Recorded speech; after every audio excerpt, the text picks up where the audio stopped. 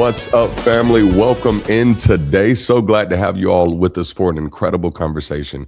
Listen, we have a special guest today, so I'm going to forego our usual announcements other than to say thank you for those of you who have been supporting me in the Entrepreneur of Impact competition. Really does mean a lot. Currently, you've been keeping your boy in the lead. I'm in the top 20, the tippity top of the top 20. That means number one. If you didn't know what that was, I'm number one. We're number one. But anyway, thank you so much for your support. And as of now, you have the ability to double your votes up until 9 p.m. So you do that. All right. So I told you I'm going to keep this short. I even gave us a short intro today because I can't wait to get in this conversation.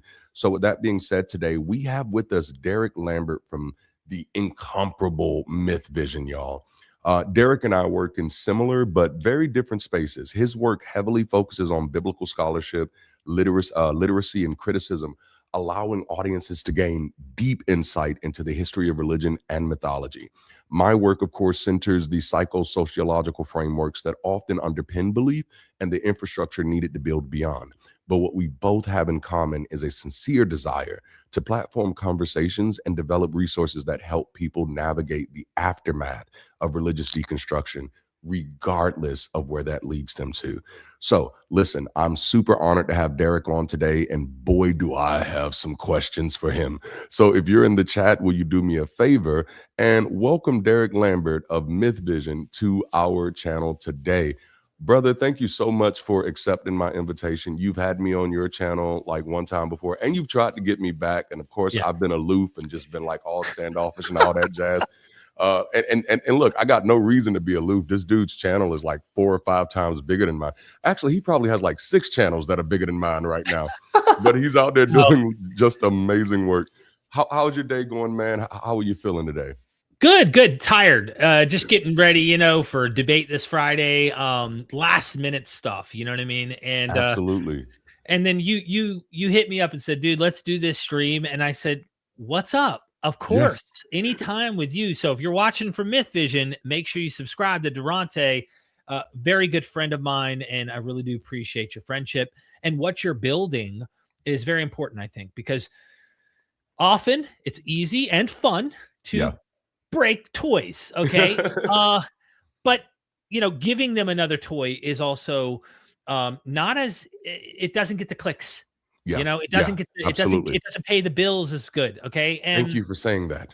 You have to be honest. You have to be honest because the analogy I give psychologically is when we're driving down the road and you see like there's like a fundraiser washing cars on the side of the road, you might turn your head, but the speed limit says 45, you're going 45. Yeah. Now, when you see sirens, lights, cones, you slow down to 5 miles an hour. Everybody stops. Everybody turns. Everybody wants to know what's going on. And you're honking at the guy in front of you going, dude, it's just an accident. But then when you pull up, you turn your head too. You go, well, what's going on? And everybody does it. So that's why I think it sells to deconstruct. But it also should sell to reconstruct. And how do we do that? How do we do that as a community to get the hype going, to say, let's build something and not just tear down everything? Absolutely. Well, listen, y'all, for those of you that are watching, normally on Wednesday Lives, I'm super engaged in the chat. Today it's going to be a little different because I got to give my guests some space. So listen, if you have some questions and you have some comments that you want to be platformed, that you want to catch my attention, I actually have my super chat bar pulled up here to make sure that I see it. Send in those super chats and we'll stop and address your questions or your comments. Now, Derek, before we get started, over the past few weeks, you've apparently been on a very interesting journey.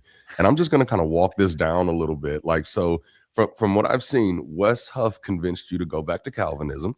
And then that lasted a little bit. And then you and Gnostic Information were convinced by Jay Dyer to convert to Orthodoxy. And then Trent Horn's catechism led you to the Quran. The Quran led you to the Torah, which led you to ancient Canaanite polytheism, then to Mesopotamian religion, then to Egyptian religion, and then landing on Ahura Mazda. So now the first thought I had was this is absolutely a genius way to introduce the mosaic of cultures that are intertwined with mythic faith systems. But I am curious, was this really just a creative April Fool's gag for you? Or was there something more to this? What were you hoping your audience would get from that from that long list of deconversions and reconversions? So just to get it factual on what happened and make sure where we're at today, okay?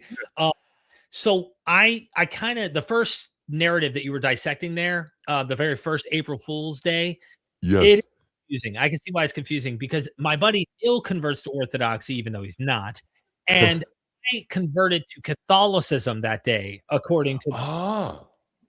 now I give Wes some credit, but I give Trey Horn more credit.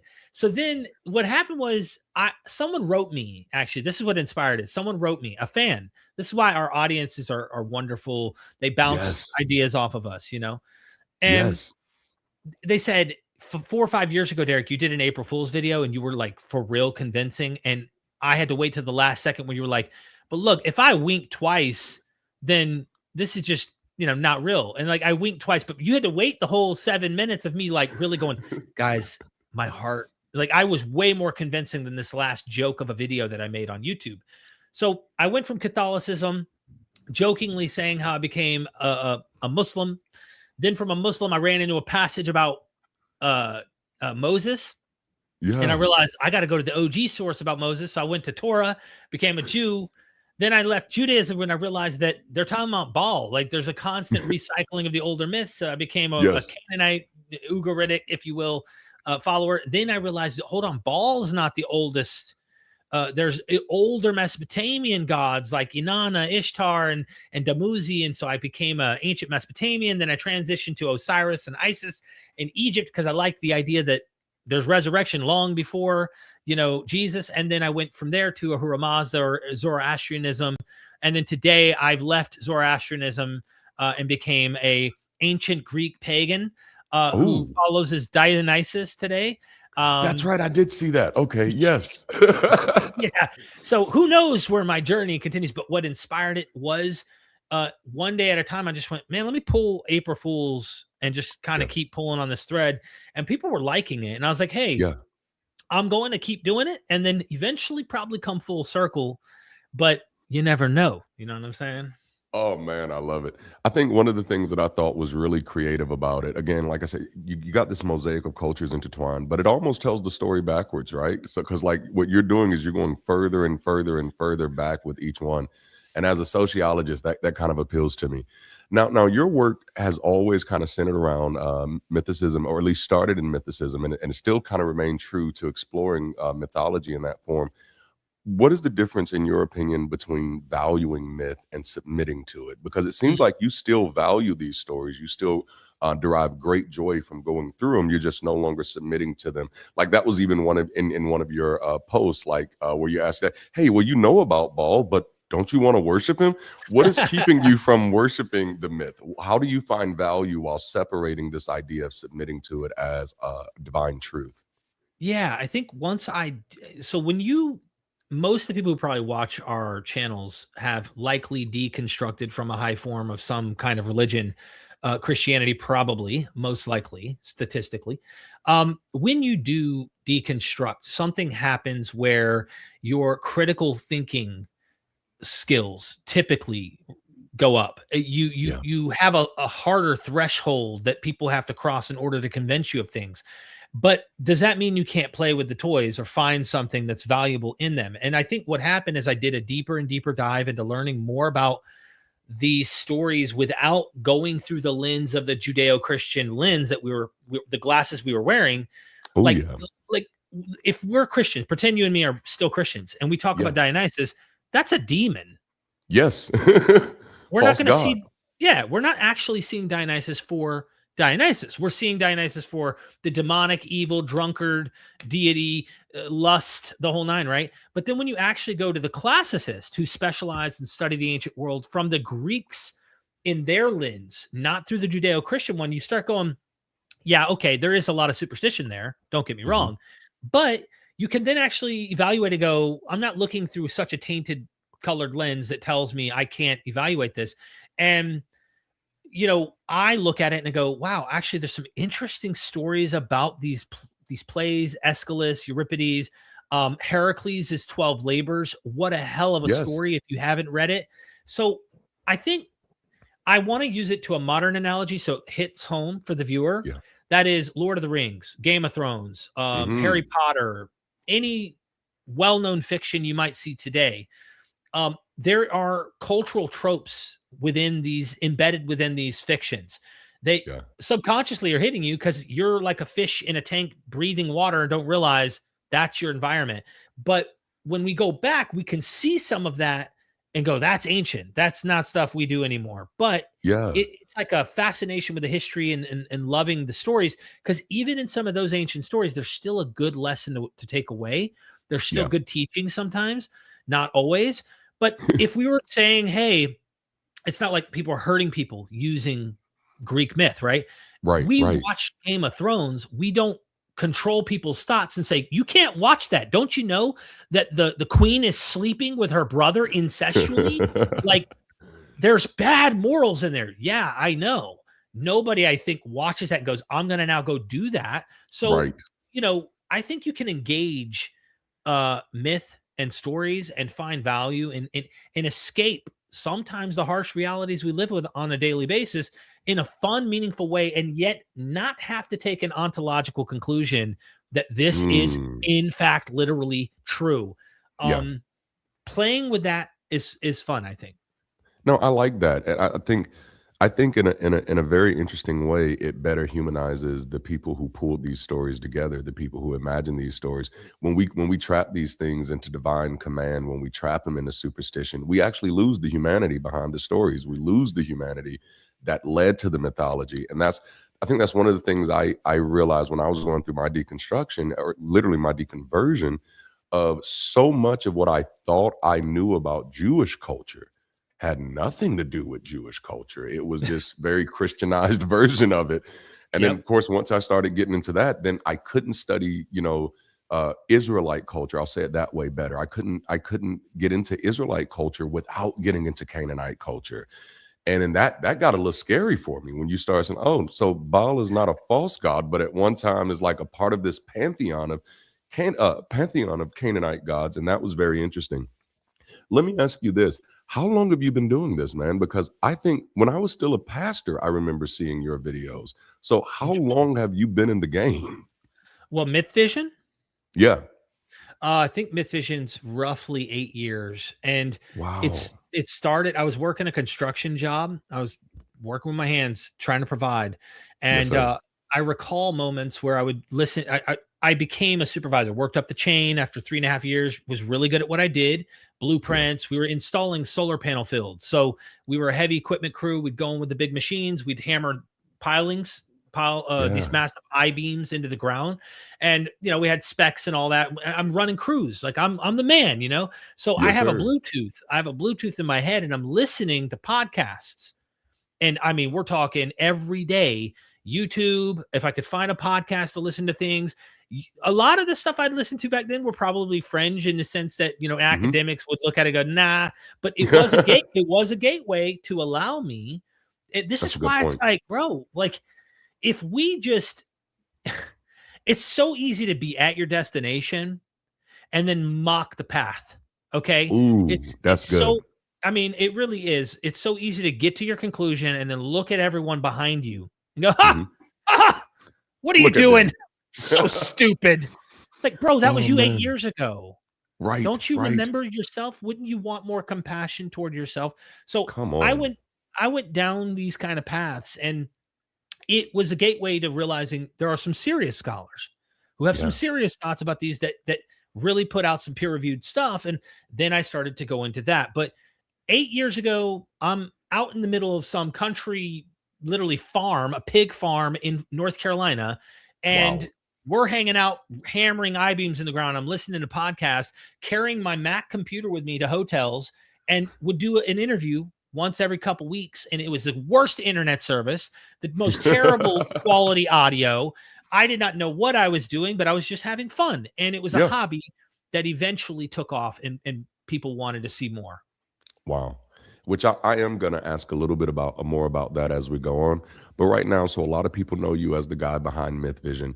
But I want to kind of start a little bit before the platform, before the interviews, before the scholarship, before the public deconstruction. Who were you when you still believed? And what impacts did deconstruction have on that version of you. Mm. Like, what type of believer were you?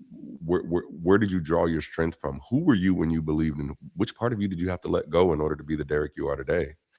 Yeah, that's interesting because I These are realized Oprah questions today. very, very, yeah. I I realized that looking back, I was always there, but I thought it was something else. I thought it was Jesus. I thought it must be Mm, Jesus that was guiding me. And this might be a bit esoteric. Some might call it spiritual. Again, I think when people use the term spiritual, I think simply synonymously with psychology. Okay, so absolutely. I go down that path, and I understand what they mean by it. I think even if they do have magical thinking involved in that. So for me, I thought it was Jesus. Okay. And I was very, very much sucked into believing in the Bible as much as I could to understand as much as I could. I'd pray. I was very much a daily prayer, daily worship music, trying to stay connected into the feelings because Yeah. I think I also had a lot of trauma growing up with an alcoholic father Yes, and sir. feeling the words didn't match what I felt when dad was sober. Dad drunk versus dad sober made me feel maybe like felt like a lack of love, and that's why I think the altar call in 6th grade to come down and commit my life to Jesus hit Wow. differently. You know what I mean? Yeah. Because this father Yeah. would never forsake me, never Hmm. let me go. And I felt a euphoria. I felt a placebo on a level I'd never felt, right? I wasn't walking on the ground that day, Darante. I Yeah. was 5 feet off the ground and I was Yes, sir. floating. And I think that you kind of brought it into the deconstruction. What happened with my learning was, and a lot of Christians have commented over the years, how could you forsake him? You said you knew him. Yeah. Okay. Yeah. And you know what? I want to tell the Christians, I did know him Come on. and I still do. Who? Okay. It was me. It's you. Mm. You see, Come on. you're projecting what you think from a text, from a word a pastor said, from a person who told you. You got to attach that experience to that thing, and then you believe that thing is what's the truth. Yeah. You think that thing is what it is, but really it's your consciousness. It's you. And I think when you come to worship that, when you come to accept and love Mm. that, Come on now. bro, that's a rock that foundation's not going nowhere, bro. I'm almost That's 11 right. years off heroin. I was mainlining heroin on a daily basis on my way to death, Wow. literally. And I do not even have the slightest I have completeness. I feel wholeness. I'm a very sensitive guy though. I do feel Yeah. things. I like Yeah. I have to watch out with those feelings, you know, Yes, because I sir. care too much. I do. Yeah. Um but I think that the journey's in was realizing it was me, and that's why the crash land never happened. I didn't go down into some dark, dark hole when I left because I realized it was just me. And if that's the fundamental foundation I'm at, that all along it was your consciousness and the loved ones around you that really are there, that is the real thing and tangible in your Wow. life. That's the most important thing to me, in my opinion. And I hope No, everybody finds. absolutely. I love that. There's a song by I think her name is Maddie Zahn, and and the lyrics kind of go like that. If it wasn't God, then it must have been me Right. this whole time. And that was I definitely resonate with that because I had to figure out like who I was after I deconstructed after nearly 2 decades in ministry. How much of that was me and how much of that was God. And of course, for me, oh no, it was all me. This is why I'm still technically doing it because this is who I am. This is my vocational passion. Mm, Now, you've been very vocal in your story about your journey of addiction and recovery. In what ways has recovery reshaped how you think about religion, certainty, and dependence? Because typically the company line is you go to religion to get free from any type of addiction. Your story seems to be a little different than what gets presented normally. So how has recovery shaped how you think about religion and certainty and dependence? mm. Well, there's three things, right? So religion, certainty, and dependence. There's a lot in that. So I think I'll just start with religion and then help me Yeah, remember if I can't get to the I other things. got you, bro. Um, so I was in AA, Alcoholics Anonymous, before I was 21. In the United States Wow. of America, you're not allowed to drink till you're 21. I'm already an alcoholic before I'm even legally allowed to drink. And so Wow. I'm abusing drugs, alcohol, depends. It was usually one at a time. I didn't like mixing them. I'd be drinking on a binge, like really heavily bad. I mean, we're talking blackout phase where I would get violent. Okay. So that was the biggest issue. And then yes, sir. The other phase is the drugs, which is self-violence in the sense that I really was putting my own body through hell.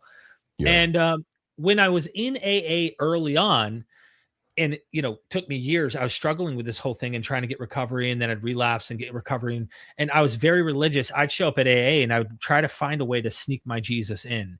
I would find a way because they let you have a power of your own understanding, a higher power. And I would make that, like, I would go out of my way, listening to people speak, and think about a clever Jesus example or Jesus preachy thing I could do in that meeting. And I did that for many years. Then I relapse. Then I come back and I'd get back into the church, and the church would tell me it was demonic or spiritual, or you something's wrong with you in terms of God and spirituality and all that. And I had no clue. No one gave me a solution that science might actually have a key. No one told me empirical data and something physiologically, like there might be something psychologically. Like they didn't go that route. They always said it's spiritual, it's demonic, it's this, it's that, it's devil. And that was unfortunate. It handicapped so many people in the world, I think, from actually getting treatment, because to realize it's not an ethical or moral issue, but there's an actual issue that could be treated. They're human. They're not bad people. They're sick. And when you realize that is very freeing for a lot of people who enter into recovery groups that are out there. So long story short, to talk about religion, I'm now at a place where, let's just jump to my worst case scenario here. I am in the darkest hole of my life. I'm seeing my reflection through a spoon after injecting the liquid that was just in it. And I am in an existential crisis. I'm going to die. And I said to my brother, like, how did we get here? I'm the darkest place. So I know that whatever I'm doing isn't working. And then I finally start just praying. This is like right there at the end of my foxhole prayer kind of thing, asking if there's anything out there. I mean, I've called upon Jesus, but at this point I'm like, if there's anything that's out there that hears me, save me. I need this. I'm going to die. I'm begging you. Right. So then I go into the recovery groups. I start, processing what they're saying. I'm just trying to stay alive at this point. It's survival. I'm not deconstructing in terms of like, I'm not like looking to try and look for logical arguments or try to understand the religion. I'm simply looking for evidence that can help keep me clean, clues, signs from the universe, anything like that. Yeah. And I'm listening to these parables from people who aren't in the Christian religion that really made me think, very deep parables. Some are using biblical language, but they're not written in any holy book about God. So God goes to make humanity, right? And it's not in any holy book, this example, but he goes to make humanity and describes humanity as intelligent, brilliant, ambitious, passionate, loving, caring, all these attributes, right? The devil overhears it and says, I got to hide God from man. So when man comes to be created, he won't find God. So he hides God underneath the mountains, under the rocks of the earth. I can't hide him there because God said that man will be ambitious and driven and motivated and intelligent. He'll unearth the mountains, remove them, move the rock, and find God. Where can I hide God? I'll hide God under the oceans, underneath the sands of the sea. That's what I'll do. No, man will be ambitious, intelligent, motivated, driven, find an apparatus and will descend beneath the water, sweep away the sand and find God. So then the devil thinks long and hard, where can I hide God that man will never find God? And then a light bulb goes off. I know where this is going. Yeah. I will hide God inside of every individual human, and they will spend their whole life looking outward, trying to seek, trying to find, putting on the coat, putting on the suit, trying to discover. It's like to say these words, do this thing, and never just look inside and realize it was you. And when I heard this weird mixture of Eastern philosophy with this Western tradition, I went, hold up. It was you. And so I went to the next AA meeting, the next NA meeting, the next AA meeting. And I was hearing other people who had 20 years of sobriety. Life's in great order. They have their shit together. And then guess what they were telling me? My God is Buddha, or my God is this other God. And I'm going, So my mind was going, how is their lives so intact and they're able to achieve such a great achievement most people don't do with a different God than the Christian God I had?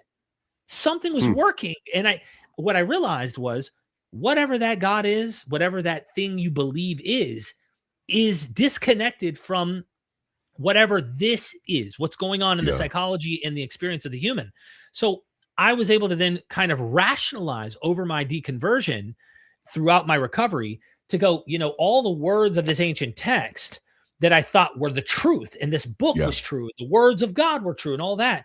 I realized that was all my projection.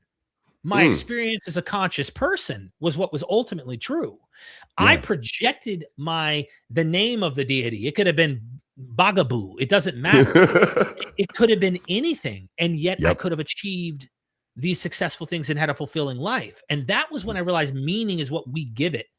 And so I disconnected the belief systems from the psychology of the person and realized all those times you felt God and Jesus, that was really just your human experience. And that's not to take away the power of experience. I think we need to have it. We need to know how to harness it. We need to tap into it more. But you could see where I went with this. It started to realize maybe there was no God or Jesus or ghost that was behind it. It was just me, this conscious human. Yeah. It's like the time you see the footsteps in the sand and it's just your footsteps, that's when you woke up to reality and realized it was just me the whole time. Bro, that is the analogy I give all the time. That is literally it. And it sounds a bit selfish, but what I mean by that too is that my mom, my dad, my wife, my children, my loved ones, it's last analogy. I know you have another question, but this is it. No, this is the point I would give. If you go to a hospital and you see a doctor who spent 20 years of their life, they care about their job. They really are. Some doctors do. And they help remove the cancer from your loved one's brain. And you walk in there and all you want to do is praise God. Come on. And you don't realize that the person right there just spent so many crying nights, sweaty nights, bloody times of their life trying to figure out how to get into that brain without killing that human being and help save their life. But you want to keep attributing it to some type of thing out there that, the tangible things that are closest to us. We're blind to that. We don't realize that we need to get reconnected to the human near us and not try to put it to the thing out there that you're just projecting. You know what I'm saying? Yep. And we have a super chat, so I'm gonna pull that up in a few, but I agonized for nearly a decade before actually telling my story and deciding to do the work that I wanted to do when I started deconverting. And it was mainly because I knew that the question that I'd get most often is, why do you do this? Why would you want to, if you don't believe in a God anymore, if God is not telling you to do it, if you're not trying to keep people out of hell, or you're not trying to keep people out, get people in heaven, why would you continue to do this? And I remember writing this down. It's the people, stupid.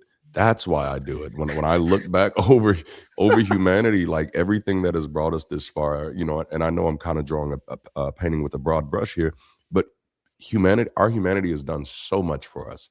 And much of that got abstracted through religion, because then it's like God paid your rent. And it's like, well, no, Aunt Susie paid your rent, It's like, God healed grandma. Well, no, the doctor came in and did such and such.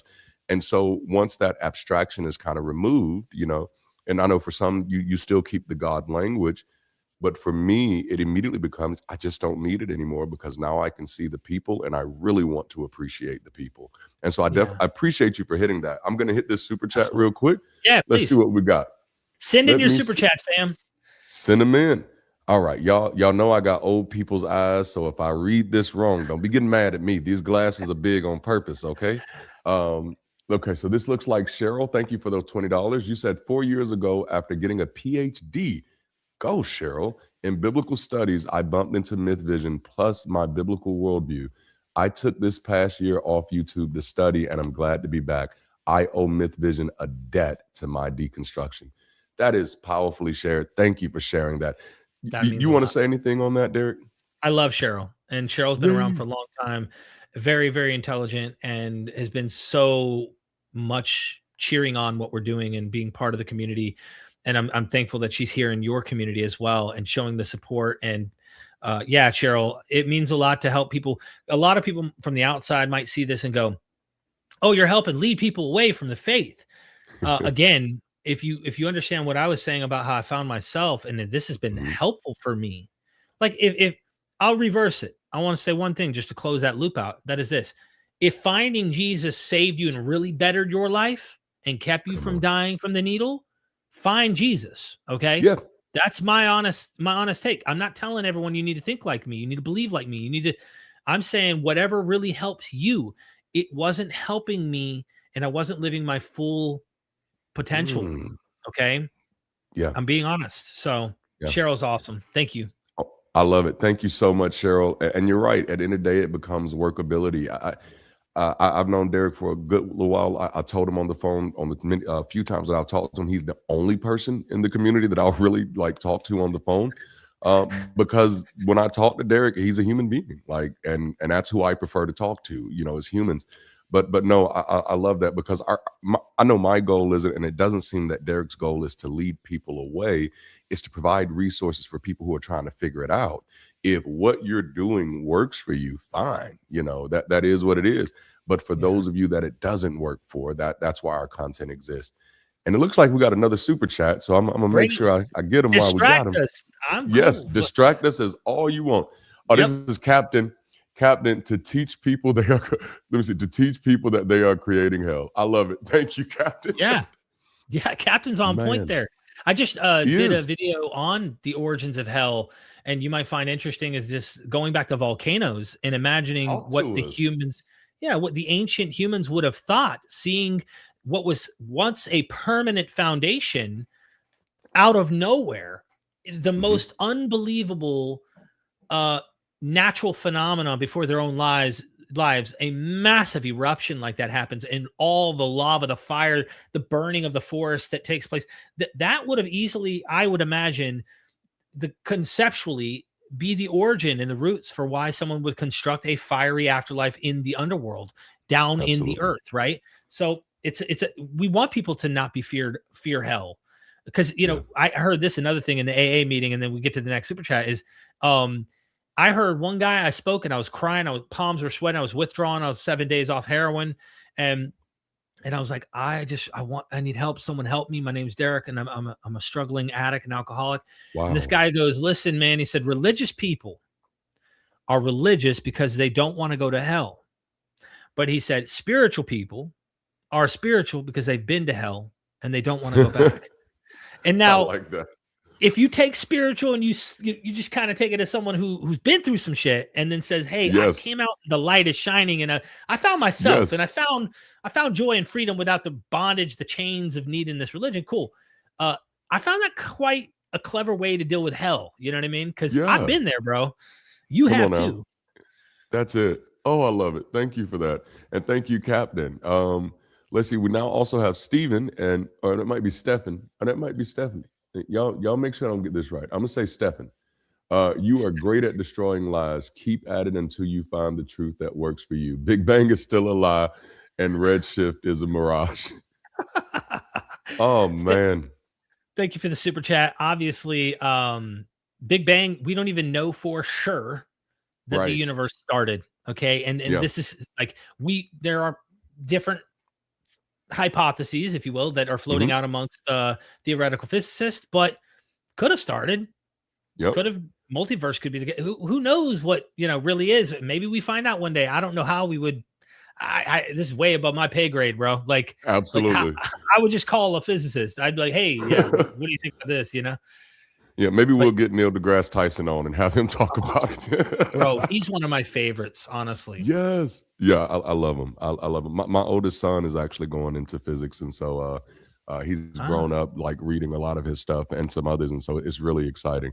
Really exciting. mm, My mind don't go that fast, so I'm smart, but I ain't that kind of smart. yeah, yeah, yeah. Excuse me, y'all. All right, and we got another super chat from Captain. Let's see here. A leader of a country says the people are God.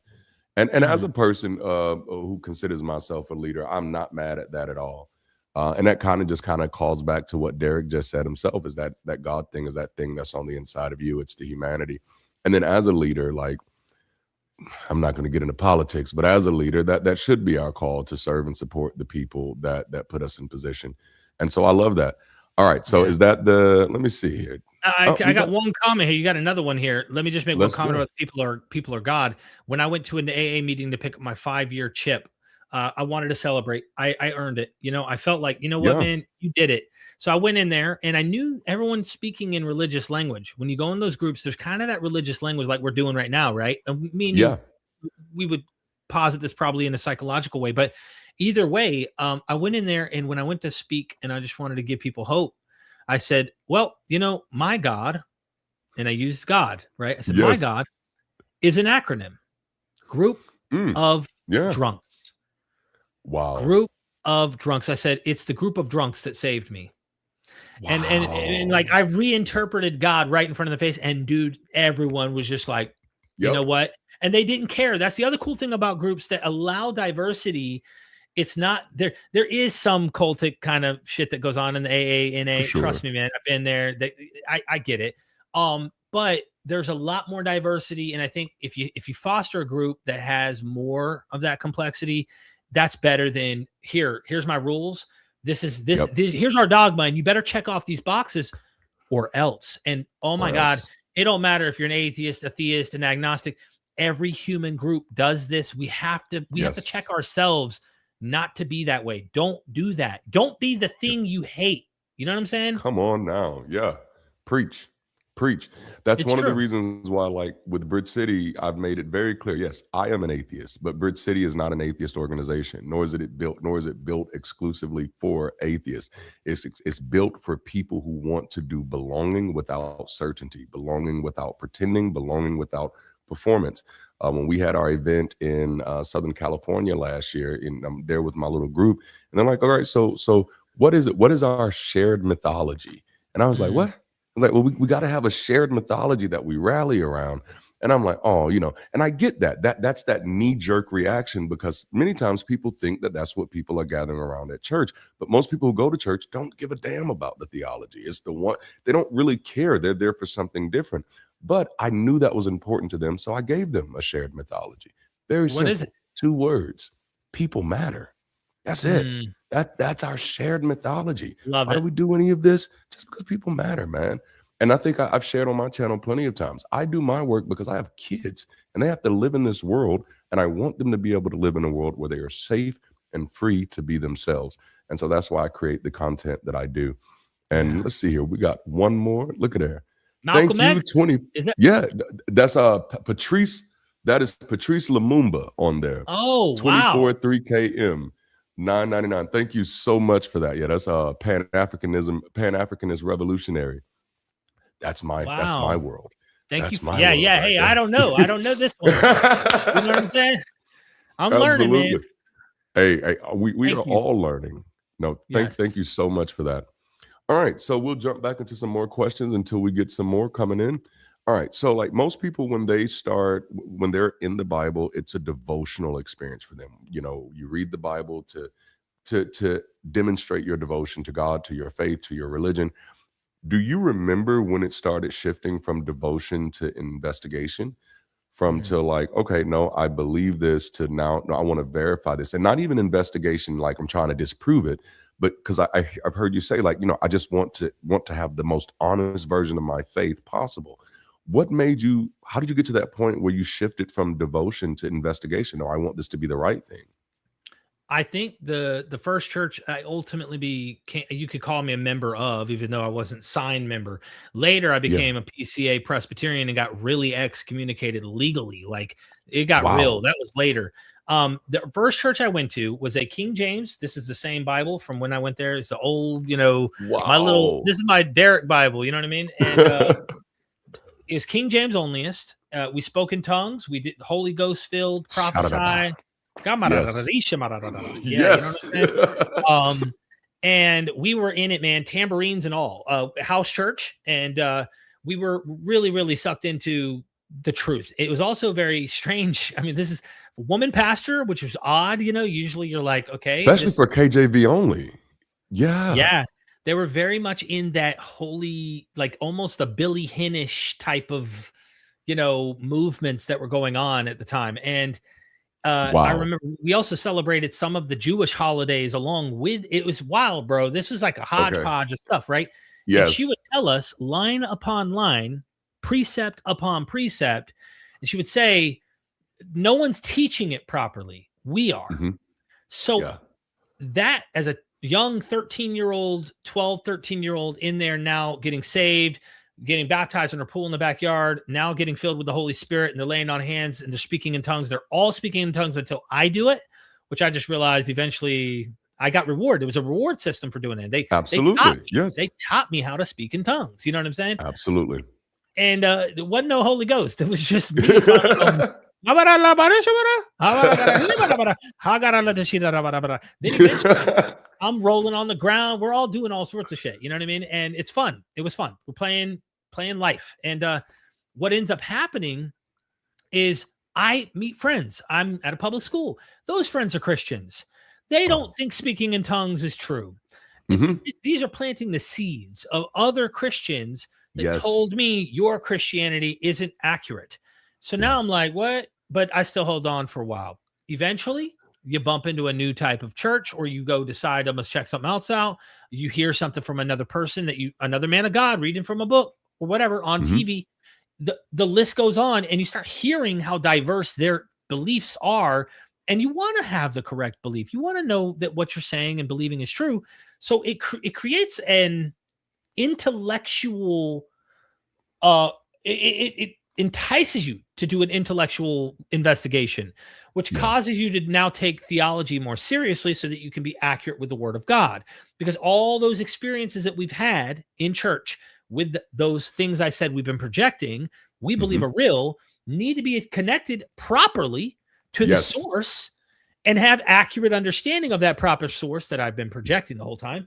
And that's what led me to, I think, look at the Bible through a more intellectual, rigorous lens. And how do I properly understand the theology? The problem is the Bible's not univocal. I didn't know that. So now I'm dealing with one book that's supposed to teach one theological lesson, and it's got a million theological lessons that don't all align and don't agree with each other. And so I'm in this pickle trying to understand the Bible. And I didn't understand Christians who weren't. The ones that said, hey, I was born a Southern Baptist. And I go, how old are you? 30. Have you ever been to another church? No, my parents just raised me in this church. I'm like, and you still believe the same things you were taught when you were a kid? Yeah. And I go, why aren't you questioning the thing you were born into? Like, why didn't you stop and investigate that and change your views? And they're like, oh, I'm in the right views. This is the correct understanding of Scripture. And it's like, damn, bro, I've been through 10 other versions already. You're still on the first one. It's like, what's going on with you? You know what I mean? No, like that was something that was very like I don't want to say disappointing, but just like surreal for me coming out on the other side, is realizing like, dude, for the majority of my relationship with religion, with Christianity, I wasn't even trying to get deeper. It was just like, nah, this is it. I'm living off of that borrowed certainty. This is what my denomination says things are, until I switch to a new denomination. And then now it's just, this is what this denomination says. And so it wasn't until getting to the end that I was like, oh, well, you can kind of search this stuff. You can research it. But I think a part of me believed that it would be impossible. Like, I think a part of me believed that all of the information was gone and you could only take it by faith, that there was no real there was no history, that there was no rabbit trail that you can follow. And then once I started following that rabbit trail, it became like, wait, I've had mentors who lead churches that are like 45,000 members strong, and I'm like, why is all is the 66 books? I'm a little concerned now, because now it's a question of genuineness, right? If I seriously believe this with my whole heart, and this is the most important belief system to me in the world, this is the most important belief to me in the world, why haven't I taken it seriously enough to actually research it and understand it? And that to me was like, oh yeah, I'm done. Nobody's taking this serious. But no. Man, so you transitioned from Christianity to Jesus mythicism, and then into a broader exploration of the historical Jesus question. Where are you today on that spectrum of the historicity of Jesus? Or is he myth? Is he real? And I'm not asking you to tell us what we should think about it, because you've always been very open-ended. But I am curious to know, like, where do you stand on Jesus now that you're no longer a Jesus worshiper per se? Do you feel like he was a real guy? Do you feel like he was a mythicism? Or I'm an apatheist, apathist. I don't really care if he lived or not. But I'm just Yeah. curious to what you think. Yeah. So you're right. I went through, Jesus was a real human and was God in the flesh. He was Yeah. perfect. He was God in the flesh, Trinitarian. And then gradually, what I think started to cause me to view the Bible differently was comparative mythology. And once I Hmm. started seeing stories like Samson, and I compared it to Heracles and Melkart and Gilgamesh, and I started going, what the hell's going on with strongman motifs in other myths? You know what I mean? And they got a thing for women. Okay, like that's a common trope, like in these stories. Yes. So I'm like, okay, they're doing impossible feats that average humans cannot do in all these stories. They're ripping barehanded, killing lions, literally, like ripping their mouths open, just like King David, just like Samson. Heracles does the same thing. You even Hmm. have like the identification of bees in the myth. Also in Samson, like I Oh, found all and sorts of Samson, stuff. that's Right? right. Samson Yeah. has the honeycomb in the lion's corpse. Yes. And then of course you have the same in Heracles, similar things in lots of the myths of Heracles. And there's many stories about Heracles that aren't all the same. So I start looking into all of this, right? And I started then reading my Bible through a what's called astrotheology lens. Because Mm. let me give you the Samson analogy and tell you why I started wondering if what we're reading all along, we did not know what we were understanding. Okay. Yeah. Talk to Remember, me. I'm doing this investigation. So the name Samson in Hebrew is Shimshon. It means little Mm. son. It's the sun. Mm. Samson is the sun. He has 7 dreadlocks of hair. Come on. Okay. 7 dreadlocks. How many days in the week, right? 7, right? So 7. the sun and the 7 days is how I started looking at this more like, okay, what's going on with this? He's the sun. And by the way, the Hebrew there for Shimshon is related to Shamash, the sun god, who literally Oh, hands the ball yes. codes to Hammurabi. Okay. So there is an etymological relationship between the name Shimshon for Samson and Shamash. He's the sun in the story. And if you think of it through a cosmic lens, not on the ground with Delilah and get caught Mhm. up in the details, because the details are there and we do want to get caught up in them. Think heavenly for a second, okay? Yeah. Here you have a man, an anthropomorphized story of a sun with its Yes. 7 days. And if the sun's rays are cut, okay, then it loses its strength. Yeah. So if the sun is cut off, then the sun's power, its strength will no longer be shining forth. You get in the story, you get like the sun scorches the field, this idea of the fox's tails being lit, and he runs to the field, symbolizing the Mhm. sun scorching the field. Maybe this is the heat of the summer. You have Delilah, who gets paid in silver, which by the way is the color of the moon. Okay. So you have this love hate Come on. relationship going on between the moon, right? And I start thinking, Mhm. okay, what's going on here? He tells a riddle at his marriage of his first wife before they ended up killing her. That if they can guess the riddle, that he'll give them 30 clothing, like articles of clothing to whoever at the wedding can discover 30 days in a lunar month. Okay. So Yeah. you have 30. There's this numbers of 30. You have that kind of the cosmic significance. Well, finally, the sun gets defeated over this beautiful Delilah, who's the moon. And what ends up happening is he gets his eyes gouged out. The sun is blind. Mhm. So I've heard this from Manly P. Hall, other esotericists in the past, and comparative mythologists who thought this is a cosmic story anthropomorphized. So now Samson's blind because they gouge out his eyes, and he's grinding mill in like a underground kind of basement area. This is the Yes. winter solstice. Okay. So during the winter, you're grinding your mill. He's underground. The sun is not shining its strength any longer. Okay. That's what Yeah. happens in the winter. The days get shorter and you're in the winter. So then there's finally you at the end, he asks for strength one last time, pushes the pillars, of course. Next thing you know, the temple of Dagon collapses, 3,000 people die. So I started reading this and go, what if other areas of the Bible are really on face value, really trying Mhm. to tell you something else?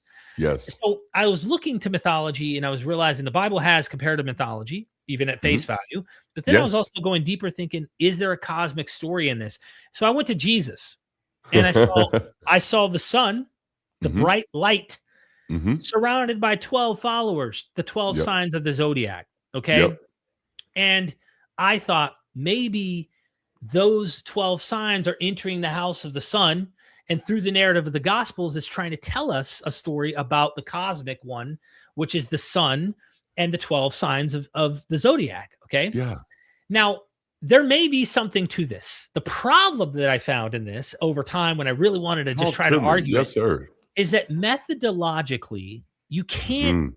prove these interpretations. You can't really anchor them solid. Okay. Yeah. That was subjective. Like even the Delilah stuff and the sun stuff, there's something to it and we know it, but like Yeah. I can't nail this shit down like I want in a concrete way. So I think that there is astrotheology even to this day, but I Yeah. can't nail it down and I don't argue it because it can't prove it.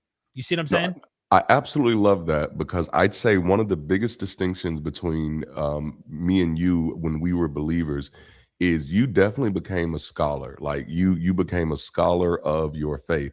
I remained a hermeneutist, where that has been my primary training, to interpret it in a way that makes sense to today's audience. Mhm.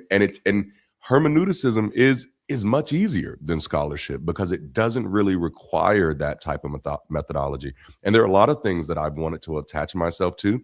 I was right there with you with the astrotheology with Jesus and the 12. And then of course, like coming to the same place you did, I just couldn't attach a methodology to it to actually defend it. Right. So a question I have, just pulling on your scholarship a little bit, what do you, in your journey, what's probably one of the most common mythological comparisons to Jesus that you think is an overreach?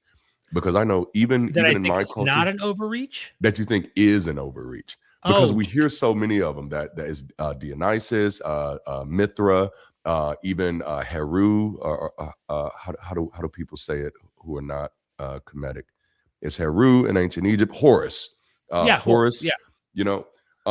Which out of the ones you've come across, and I'm almost positive you've come across a lot more than I have, Yeah. which ones do you think is probably most likely just an overreach? Oh, an overreach. I mean, there's going to be shared commonality amongst almost all of them. The overreach Mm, becomes when you almost okay. yeah. Maybe you're going to find differences in every one of them. Every one of Yeah. them is different. Let's get that out of the way because to pretend that they're Xerox copies is completely mistaken. Thank Um, you. and get this, every other myth from that other myth is also different. So Yeah. it doesn't do anything to save yours. Okay. I'm just making that point. So, but one of the most common that I find, and I think is a real stretch, is when people might jump back to some ancient Mesopotamian god and try to Okay. say, I think the gospel's borrowed directly from this ancient Mesopotamian deity or something. I mean, look, I hear some really conspiracy theory level Mm, stuff in the comments sometimes about connecting things, right? yes. And that that's not as common. You probably hear like the Horus stuff, and Yes, very much. there's overlap. There Yeah. is overlap. It's not a stretch to overlap and see the parallels. There are Yeah. parallels. The parallels are not identical in every way. There is Mhm. a shared mythic theme that often does happen, and they are common. And there are mythologists that do this. This is not Derek Lambert. This is Yep. not Darante just hip firing. Yes. There are PhD experts who've analyzed this stuff and thought, you know what? There is something to this. Now, Yeah. I wouldn't make a genetic argument, they might say. I won't say that Jesus copied Horus or copied Right. this exact myth, but to pretend it's not swimming in the same soup is Right. ludicrous, in my That's opinion, right. once you start investigating this stuff. And so that would be the way I would want to answer that, I think. But to your question about mythicism and what I guess what I was getting at, and I kind of got sidetracked to give you like some Oh, no, it's build up good. to it, is Yes, sir. is I think today I went full blown mythicist. I thought Yeah. it blew my mind that anyone would even doubt he existed at all. Like I didn't Yeah. know this. I'm like Bubble Boy. You ever saw the movie Bubble Boy? Yes. Mom Jake says, Gyllenhaal. Mama says, if this pops, you're dead. You can't exit this bubble. His whole life, and finally, Mhm. spoil the movie, you know, That bubble pops, okay? Spoiler alert. Spoiler alert, when it pops, he realized, like, I'm not dead. So what happened? So, for me, the bubble popped. I was told, I never heard that anyone really believed that. And when I heard it barely in the Christian church, that there were people who thought maybe Jesus didn't exist, I thought, this is the dumbest thing I ever heard in my life. Yes. And then I became one. Wow. And the reason I became one is because once you start to see, once you actually read some sources and realize that there are other people who do not exist, they never existed. Yes. I mean, Yes. if you want to be like, some people in the ancient world who thought that maybe Heracles was an ancient bodybuilder. Yeah. Way back, this guy was lifting weights and they made a myth and it grew into a god and all that. I don't buy it. Euhemerus is the one who did this. Once you see that there were mythic people who never existed, who in their stories were born of a divine father and a mortal mother. I should pull this up. I should pull up something. Do. I should read you something here, because this is bona fide PhD.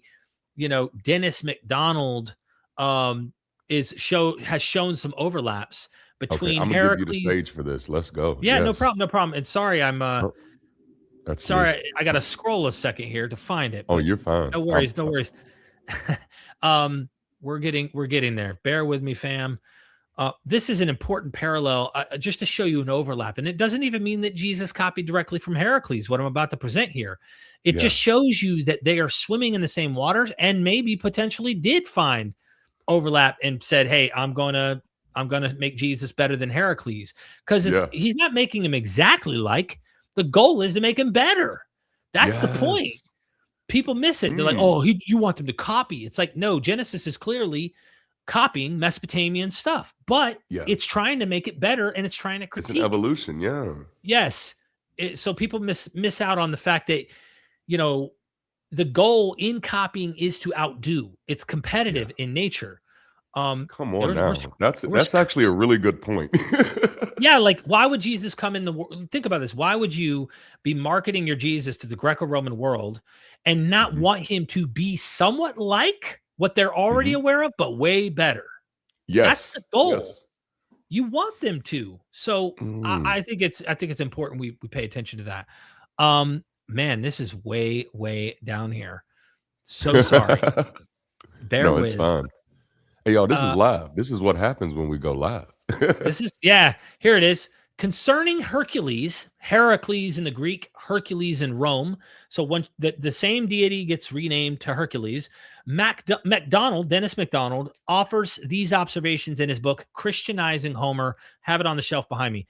The careers of Heracles and Christ display tantalizing parallels. Both heroes had divine fathers, Zeus and God. And God being probably Yahweh, depends on the Christian you ask, because Marcion wouldn't have said that. But anyway, both have divine fathers and mortal mothers, Alcmene and Mary, whose actual husbands, Amphitryon, Joseph in the Bible, were from royal stock and accepted the boys as their own sons.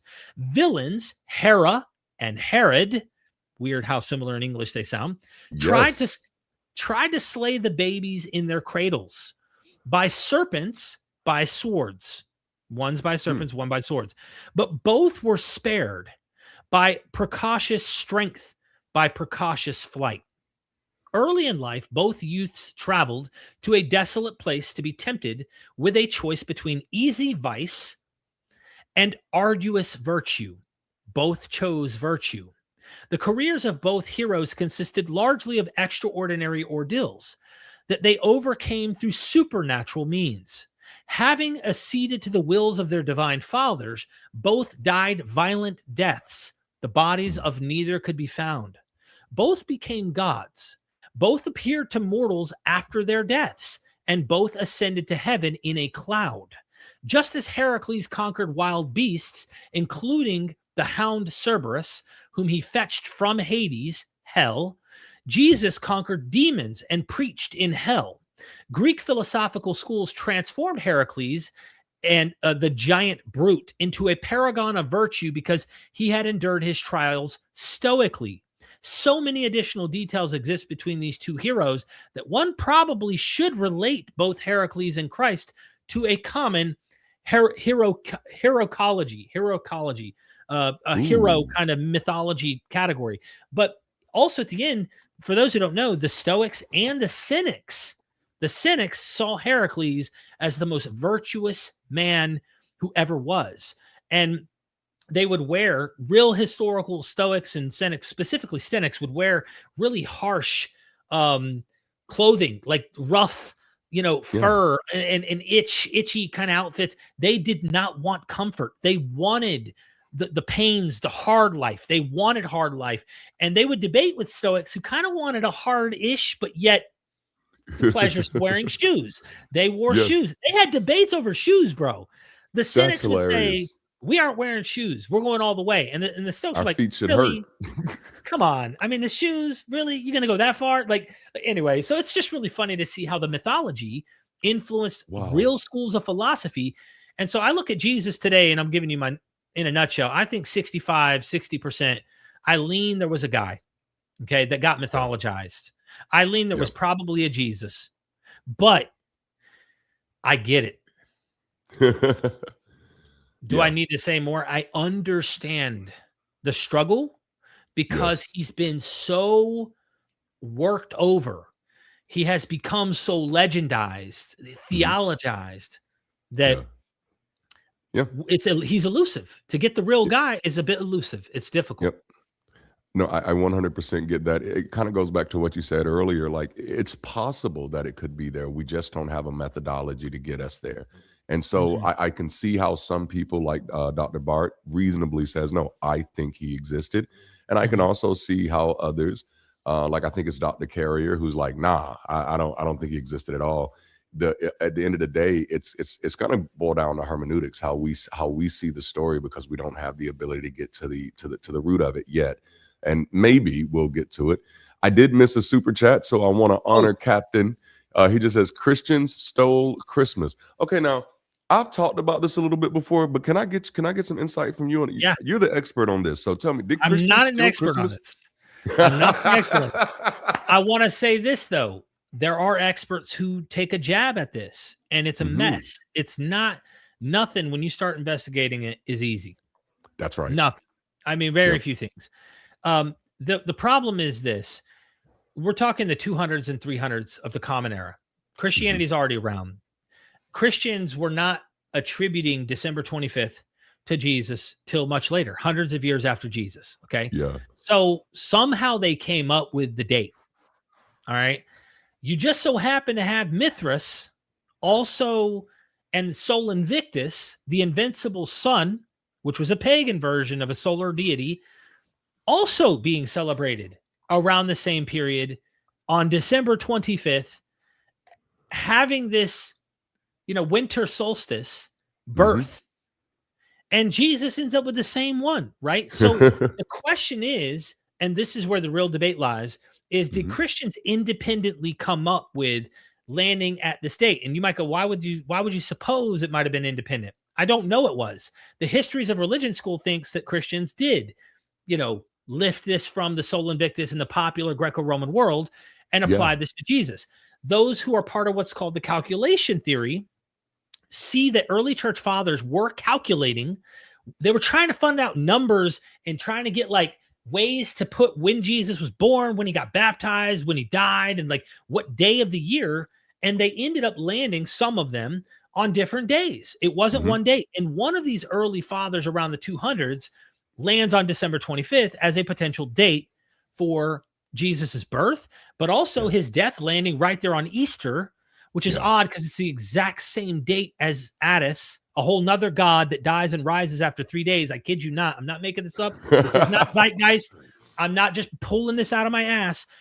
Claudius instituted the worship of Attis worldwide in Rome in the 50s. There are primary sources for this. Go look this shit up. You will be blown away to find out the amazing, interesting overlaps that go on. I'm not saying one copied from the other. The soup is there and everyone's drinking it. Okay. So when you get to this calculation model, you have to ask a bigger question. What if Sol Invictus and Christians were all swimming in cosmic ways in which they went, our guys got to land on that holy sacred day. Yes. So did one copy the other? Maybe. And there are good arguments that they did. But then there's the other idea that like they are intentionally trying to put their guy at the most sacred day of the cosmic year when the sun is at the lowest spot. And 3 months later, life, fertility, that's why we have the Easter bunny, and also why resurrection takes place. When life is now back, baby, resurrection in nature has happened. So you place your guy right there at the nature in which life in the real world comes back to life. And so these myths reflect, I think, a real natural phenomena, and they're told in an anthropomorphic way. And so it's very, very complicated, but I don't know what the answer is.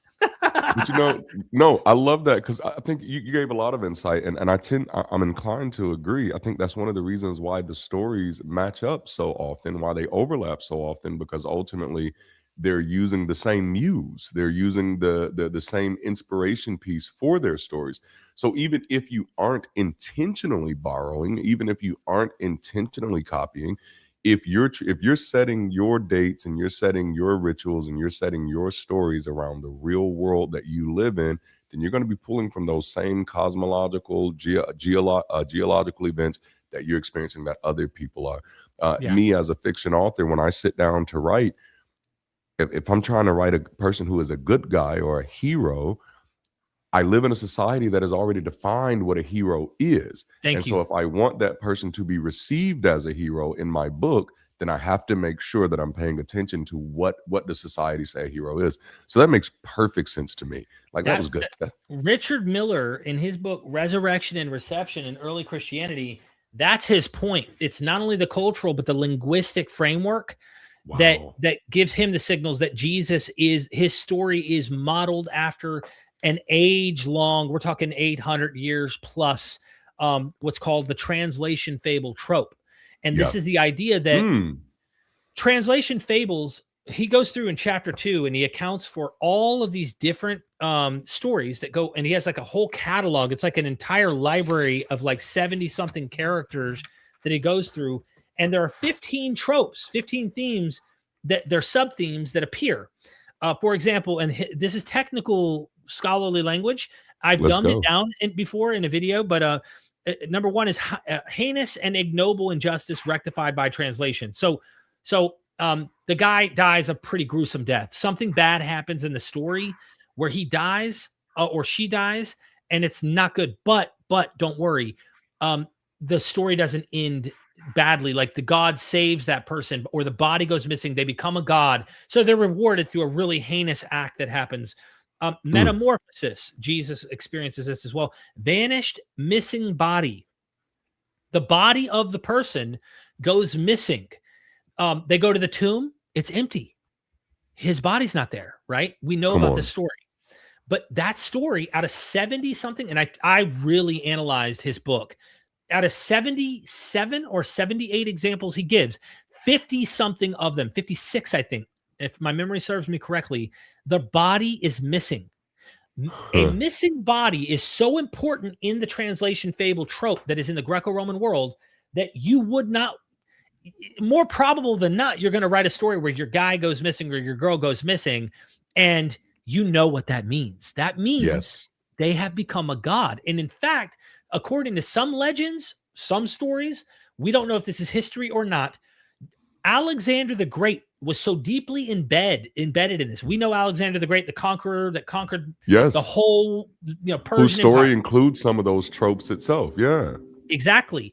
In one of the accounts, it says that he attempted, knowing he was going to die, he attempted to drown himself and threw himself into the river so that his body would disappear, so that then people would deify him and worship him.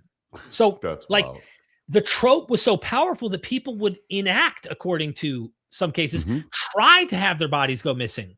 So when people say that the disciples could not have stolen the body, I think they underestimate the power of the trope, because if I want you to venerate my guy and I'm a cult leader in the cult and you're paying me money and I'm not fishing in Galilee anymore, you're handing me money. I'm making money off of you. Do you honestly think there's not a chance I would steal that body? I'm providing for my family. I make more money than I ever did in my whole life. Like, I'm not saying that's what happened, okay? No. What I'm saying is that's more likely than he really rose from the dead, in my view.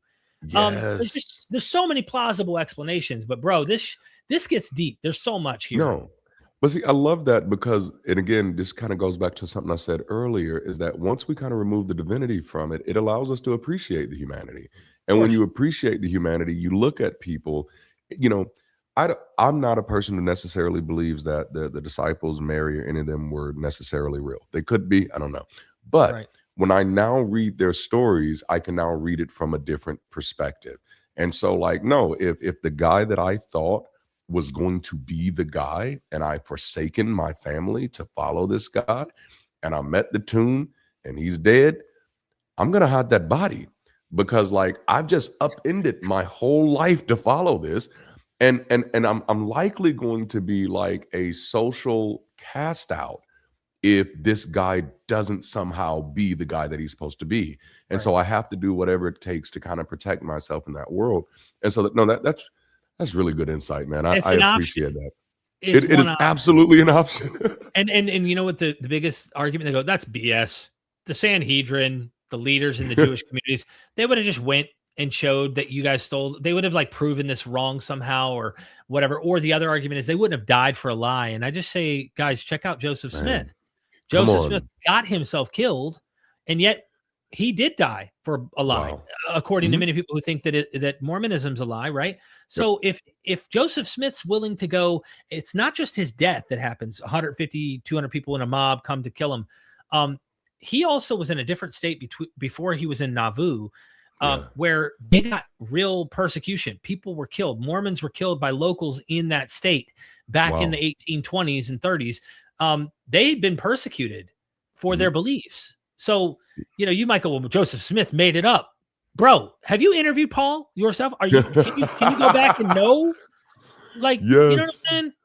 Yes. Oh, dang, this is good. Looks like we got another super chat. Let's see here. Thank you, Bakan Pan. I'm not gonna mess up the last part. So Danny, thank you so Danny. Much. Danny, thank you. Thank you, Danny. $5 says, I've read that Mary and Anna were part of the Essene priesthood family as well. Anna prophesied over Mary, coming from Luke. I feel this is historical. What are your thoughts on this, Derek? I don't know about the Essene priesthood stuff, and I would say I'm very cautious on Luke's telling of things, being as late as Luke does get. I mean, I'm already question Mark stuff. You know me. But you know, that doesn't mean that there's not a memory. Okay. I can't prove it. When we start getting into, I think something might be historical, we have to obviously run that with a real cautious, say, hey, I'm not sure, I'm not certain, but you know, I think this. Yeah. So that's my thoughts, Bakken. I don't really know what to do with it. I think the birth narrative stories and stuff that are in those gospels are legend. And so with what comes with that might be part of that package. You know what I mean? Yeah, I definitely get that. And then we got Pat 907. Thank you for the $5. Once you start using your individual thinking powers, I like that, like Captain Planet, when our powers are combined, you know, funny how quickly the church abandons you. Yes. Ironically, when the veil is removed, shit gets more clearer. I couldn't agree more. You know, this is actually a really good one, Pat. And I say that because I think Darante and me, some of the questions you had ready for me today make sense of this, because we don't want a community that's trying to harm people at all. Yes. But I do want to say this, that when we did not vocalize or agree with all of the doctrines we found within the community that we were once in, we became the enemy. Yeah. And I can tell you, what did that do for you? Did you then gravitate closer and want to repent at their feet and beg for their fucking mercy? Or did you find a way to divorce yourself from that, you know, situation? And that applies on all ends. That applies within religion and without, and every group. Yes, sir. And I think that's important that we self-check ourselves here, Darante, that we don't become check these lists, believe like me, do as I say, and do. You have to follow me and be exactly like me in order to fit into where I'm at. And I think that your mythology, I think that the dogma of people matter, that's a dogma that I think is just fundamental. And I think everyone should be able to agree with that. Nobody's going to quarrel over that, in my opinion. And if they do, they're not, hey, cool. This community is not for you. Like, clearly, that's right. If people don't matter, no problem. Go to the next building, but we don't want to do what happened to us, Yeah. That's actually why at like when my channel really started booming and my Discord had jumped to like over 600 people in it, I actually closed the whole thing down because I didn't like the behavior. I didn't like what it was attracting. And that's just not something that I wanted to recreate. And so I sat down with my mods and I said, listen, we have people policing each other, running purity tests, and like, these are fucking strangers. You don't know these people. You don't know their lived experience. How about get to know someone first? At this moment, we are recreating, and this was my thought at that time, not about anybody else, just about what I was seeing in my own community, is that we're recreating that fundamentalism that you have to do things the way I do things or you don't fit. And I'm like, man, no. My goal is to do everything I can to decrease harm and to increase well-being. Anything that does not get me to that end, I am highly uninterested in. And so thank you for that call out. Dang it. Did we get another super chat? Look here, they're going to keep us going. All right, then. Fine. Y'all aren't going to let me ask my questions. I'm not mad. All right, we got Skepticus channel. I love that name, by the way. Thank you for the $5. The story of all New Testament gets a lot more interesting when you allow yourself to see the written tug of war that's happening between those doing the writing. Yes. Come on, talk to us, Derek. Yeah, this to me, you think the analogy I give, if you watched Myth Vision, you know how I am. Let's say we go to a David Blaine magic show, Darante, and someone is in the corner. I always like to make it seem like they're up to no good. They're wearing a hoodie. They go, psst, hey, psst, and you're like, what's up? I'm about to watch the show. What's up? And then they go, do you want to see how the magic trick really works? And I'm like, part of me's scared because I don't want to take away the magic. But part of me also is like curious. I want to know the truth of how they did the magic trick. But I have to ask a question because I'm scared. Is it going to ruin it for me? And they say, no, actually, it's going to make you even more blown away because now you're going to see the trick. And then you're going to actually realize all these people believe the trick. Or most of them think it's real in some way. Some of them know it's not, but they wonder how the trick works. Why does it psychologically work for people? And all that brings in a whole nother thing, like how did you do the trick and the sleight of hand and all that goes in it. So that analogy I give for the Bible, once you see through between the lines, you recognize, okay, these are humans and they're struggling with each other. And there's so much, the text doesn't line up. It's not univocal. There's problems, there's contradictions. There's a whole nother avenue of magic you're unraveling because we once stood in the audience and just said, yes, amen, amen. And then now we're looking at it going, you mean to tell me Matthew changed Mark? He literally says the opposite of what Mark says? Bro, what's going on here? You mean Paul talked about those super apostles? Yes. He wasn't happy with those super apostles. Who are these people? So when you start dissecting the Bible, the game is even more fun to me than what it ever was when I was like, yes, Lord. Amen. Yeah. Put it on a show, Anyway, that's my side. My thought. I love it. We had two more come in right behind that. We got Danny. Danny is back. Thank you for that $10. Good. Thank you. He says, if I may add, it's not the miracle portion, but rather a rewrite. The secret father of Jesus was a high priest of her community. Luke preserves the existence of her community. Luke blends Essenes and Paul. I need to look at this. I've never looked at this and tried to think through this lens, Bakken. Be curious to know what sources made you think this way about Luke. If you have any primary sources, I'd love for you to email them to me or something, because I'd like to see what makes you connect those dots. I do know the high priest plays a role, but it's usually John the Baptist's father, the high priest. Yeah. in that narrative about the birth, and he silent. God has him silent. Finally, he names his son John. But as far as that goes, I'm not really sure what to do with it. I really don't know what to say. Sorry, I know. Sorry, I don't know more about this. This is interesting, though. If you happen to have that source material, just hit us back again, and we'll come right back at it. Yeah. And then we got one more. Inside Out Studios Online. What's up, friend? Thank you for the $5 super chat. He says, "Is there anything original in the Bible?" Yes. Let's talk. I would say everything's original. Okay. And everything is not. Yeah. I mean, think about it like this. If I saw you, let's say I'm wearing your glasses, okay? Mm-hmm. And I rock a new pair of glasses, but they're different color. And they do something different on the sides. Mm-hmm. I used what you had, but I yes. changed what you had, okay? Yep. Everything is recycled. This is mimesis Absolutely. on a human psychological level. If you're interested to check that out more, look at the mimesis theory by Rene Girard and check out how humans are related and communicate sociologically and stuff. But the Bible itself is rehashing things. If you're saying, is there a single thing that is unique that you haven't found anywhere else that you don't think has any connection? Bro, that would be a journey. That I'd have to dig, bro. I can look at almost every episode of the Bible from Genesis, especially through Genesis to Exodus to, I mean, bro, the burning bush, Persian Zoroastrianism. They literally worship the fire. The fire is the divinity. Okay, that's why the fire in Moses' story. And this ain't me making this up. Go check out Gad Barnea. Look at the PhDs that I'm interviewing who are saying this much. Every episode in Genesis, I can find antecedents, parallels, overlaps in Egyptian, in Mesopotamian, in Canaan. I mean, bro, in Greek. I mean, there's so much. It's hard to find the unique. So let me reverse it and say, if there's anything authentically original, and what I think he means by that is there is not a single thing that has any kind of like, I got to do some thinking because it's hard. Yeah. You know what I'm saying?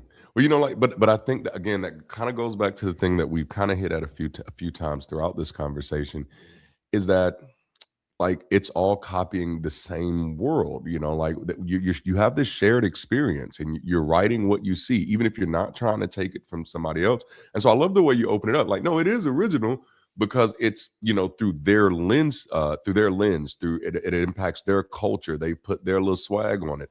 But as far as if you're asking if they were the first, that's hard, right? That's where it gets a little harder. What exactly makes it original? Like me, I struggle sometimes with even using the word create when people say you're a creator. And I'm like, I don't know if I'm a creator because I'm not, as much as I like to think my art and my stuff is just coming off at the top of my head. I'm a generator. Like I'm getting data. I'm like overwhelmed with stuff. And all of that is what I'm actually putting back out in the world. So no, I love that. Great question. And I think even when I was in the movement, we got a super sticker. Thank you. Thank you for that super sticker. Thank you. Thank you. And everyone in Myth Vision, go subscribe to Darante, please. Please. Hello. And I know I got less subscribers than Myth Vision, but everybody who's with Darante, go subscribe to Myth Vision too. All 5 of y'all. Go on over there. No, let me stop. You better cut it out. You better cut that crap out, bro. Oh, I'm like, hold on. What did you say? I think it's Griscore. Thank you for doing that for me, because I was struggling. I was trying to catch it. And honestly, when I say my eyes are bad, I'm not pretending. Like, if you ever see me driving without my glasses, no, I've chosen death that day. Okay, so let's not play. I love it. Hey, dude, I love you, man. Man, thank you, bro. Thank you, man. It's real love too. All right, we got Pat back. Derek, that magic analogy is on the money. Once you see, you can't. Come on, that's it. That's real talk. Thank you so much. It doesn't steal away the wonder. That's what I'm trying to get. It makes it actually more fun to me. Yes. I saw your video, by the way, and if my channel's watching and they haven't seen did the 12 disciples exist and some of the series you've done, they need to go check that out, because I'm like, okay, you would never be asking that question, bro, if you didn't get told, want to see how the magic works? You see what I'm saying? Absolutely. Yes. Oh, man. And we got another one. Thank you, Dex Sports. Appreciate you for the $5 super chat. Says the right is obsessed with religion, and so were Confederates. How bad is religion for democracy. Okay, I'm gonna let you lead. I have some thoughts, but I'm gonna let you Yeah, lead yeah. first. I mean, look, I don't know much on the historical level of like, I don't know what the statistics would be. I mean, Mhm. there's religion that I think a lot of progressive, very liberal approaches to religion. Okay, where it's Yeah, like, I don't think they're hurting anybody. You read yeah. a fortune cookie and you think maybe the fortune cookie is predicting, like, okay, you're a fortune cookie Christian. Cool, I like you. Okay, you're my favorite kind of Christian. Mhm. It's the kind that I think we're seeing even right now do some of the shit that's causing wars, that's causing us to be in a real bad spot. And that Yes. religion is not our fundamental mythology, people Yeah. matter kind of religion. And it concerns me that we're in a bad spot right now. But to answer this particular thing, I would say this, and I read this from Dr. Joshua Bowen in his book about slavery in the Bible. And the Confederates worked overtime, obviously, to defend this Oh, notion. yes. They had the Bible on their side, bro. The Yeah. ones who worked uphill against the Bible as Christians were sweating and saying it isn't the letter of the text. It's the meaning of the spirit of the text, not what the words on the page say. And Yeah. and that is unfortunate because Mhm. this book, if you take it too serious, can radicalize people. It really Absolutely. can. You can read this and go, "Whoa!" Just like Islam, we've seen it with people in the Muslim community. We've seen it with other radical forms of religion. So I don't want to say all religion. Okay, Mhm. I do not want to be that person who just goes, "All religion must be," because some people aren't even believers and are Yeah. religious. Yeah, Uh, absolutely. I have a scholar friend. Those who don't know Justin Sledge from Esoterica, he identifies as an atheist. He's a religious Jew. He's Yeah. extremely progressive in his religious. And I asked him why.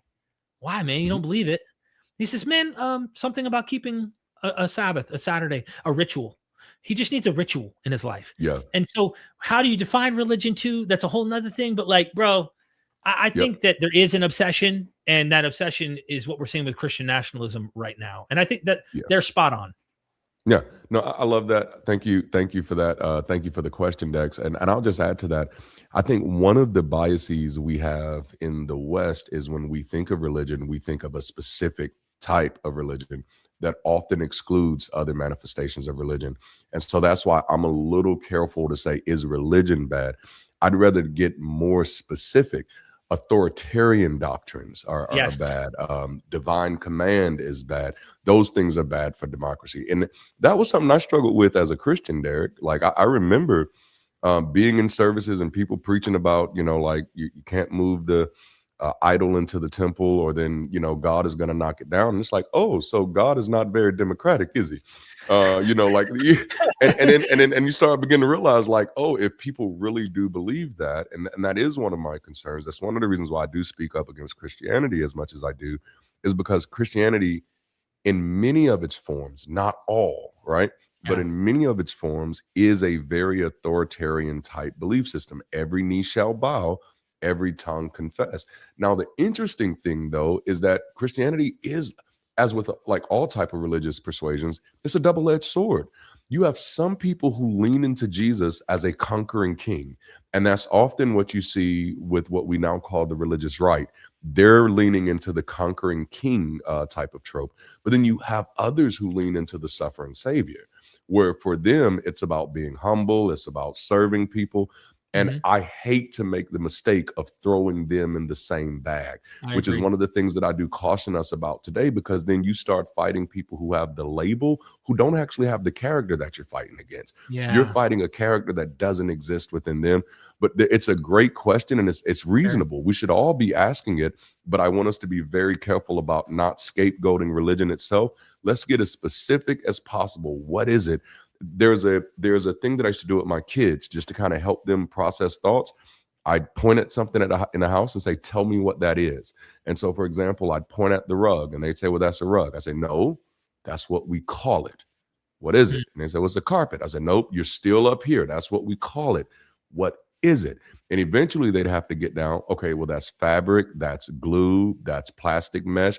And it's like, yes, because our labels will often shortcut the way we see things. And we get so used to doing that, we'll do that with people. So now that I know your label, I think I know what you are. Oh, you're religious, so you must be this. And it's like, whoa, there are just way too many different manifestations. So I always encourage people to really get to know other people and just get as specific as you can. I agree. But thank you so much for that. And then we got another super sticker, and that is Sundorp. Am I getting that right? $1.99. So. Thank you, Sundorp. Appreciate you. Much love. And then Captain is back. I now know Captain's real name, but I'm not going to say it because I don't want to throw anybody out there without permission. But is it right or like the Inquisition? The right or like the Inquisitions with their mess? Man, listen, we're living it real time. All I know is that my gas and milk is at an all-time high.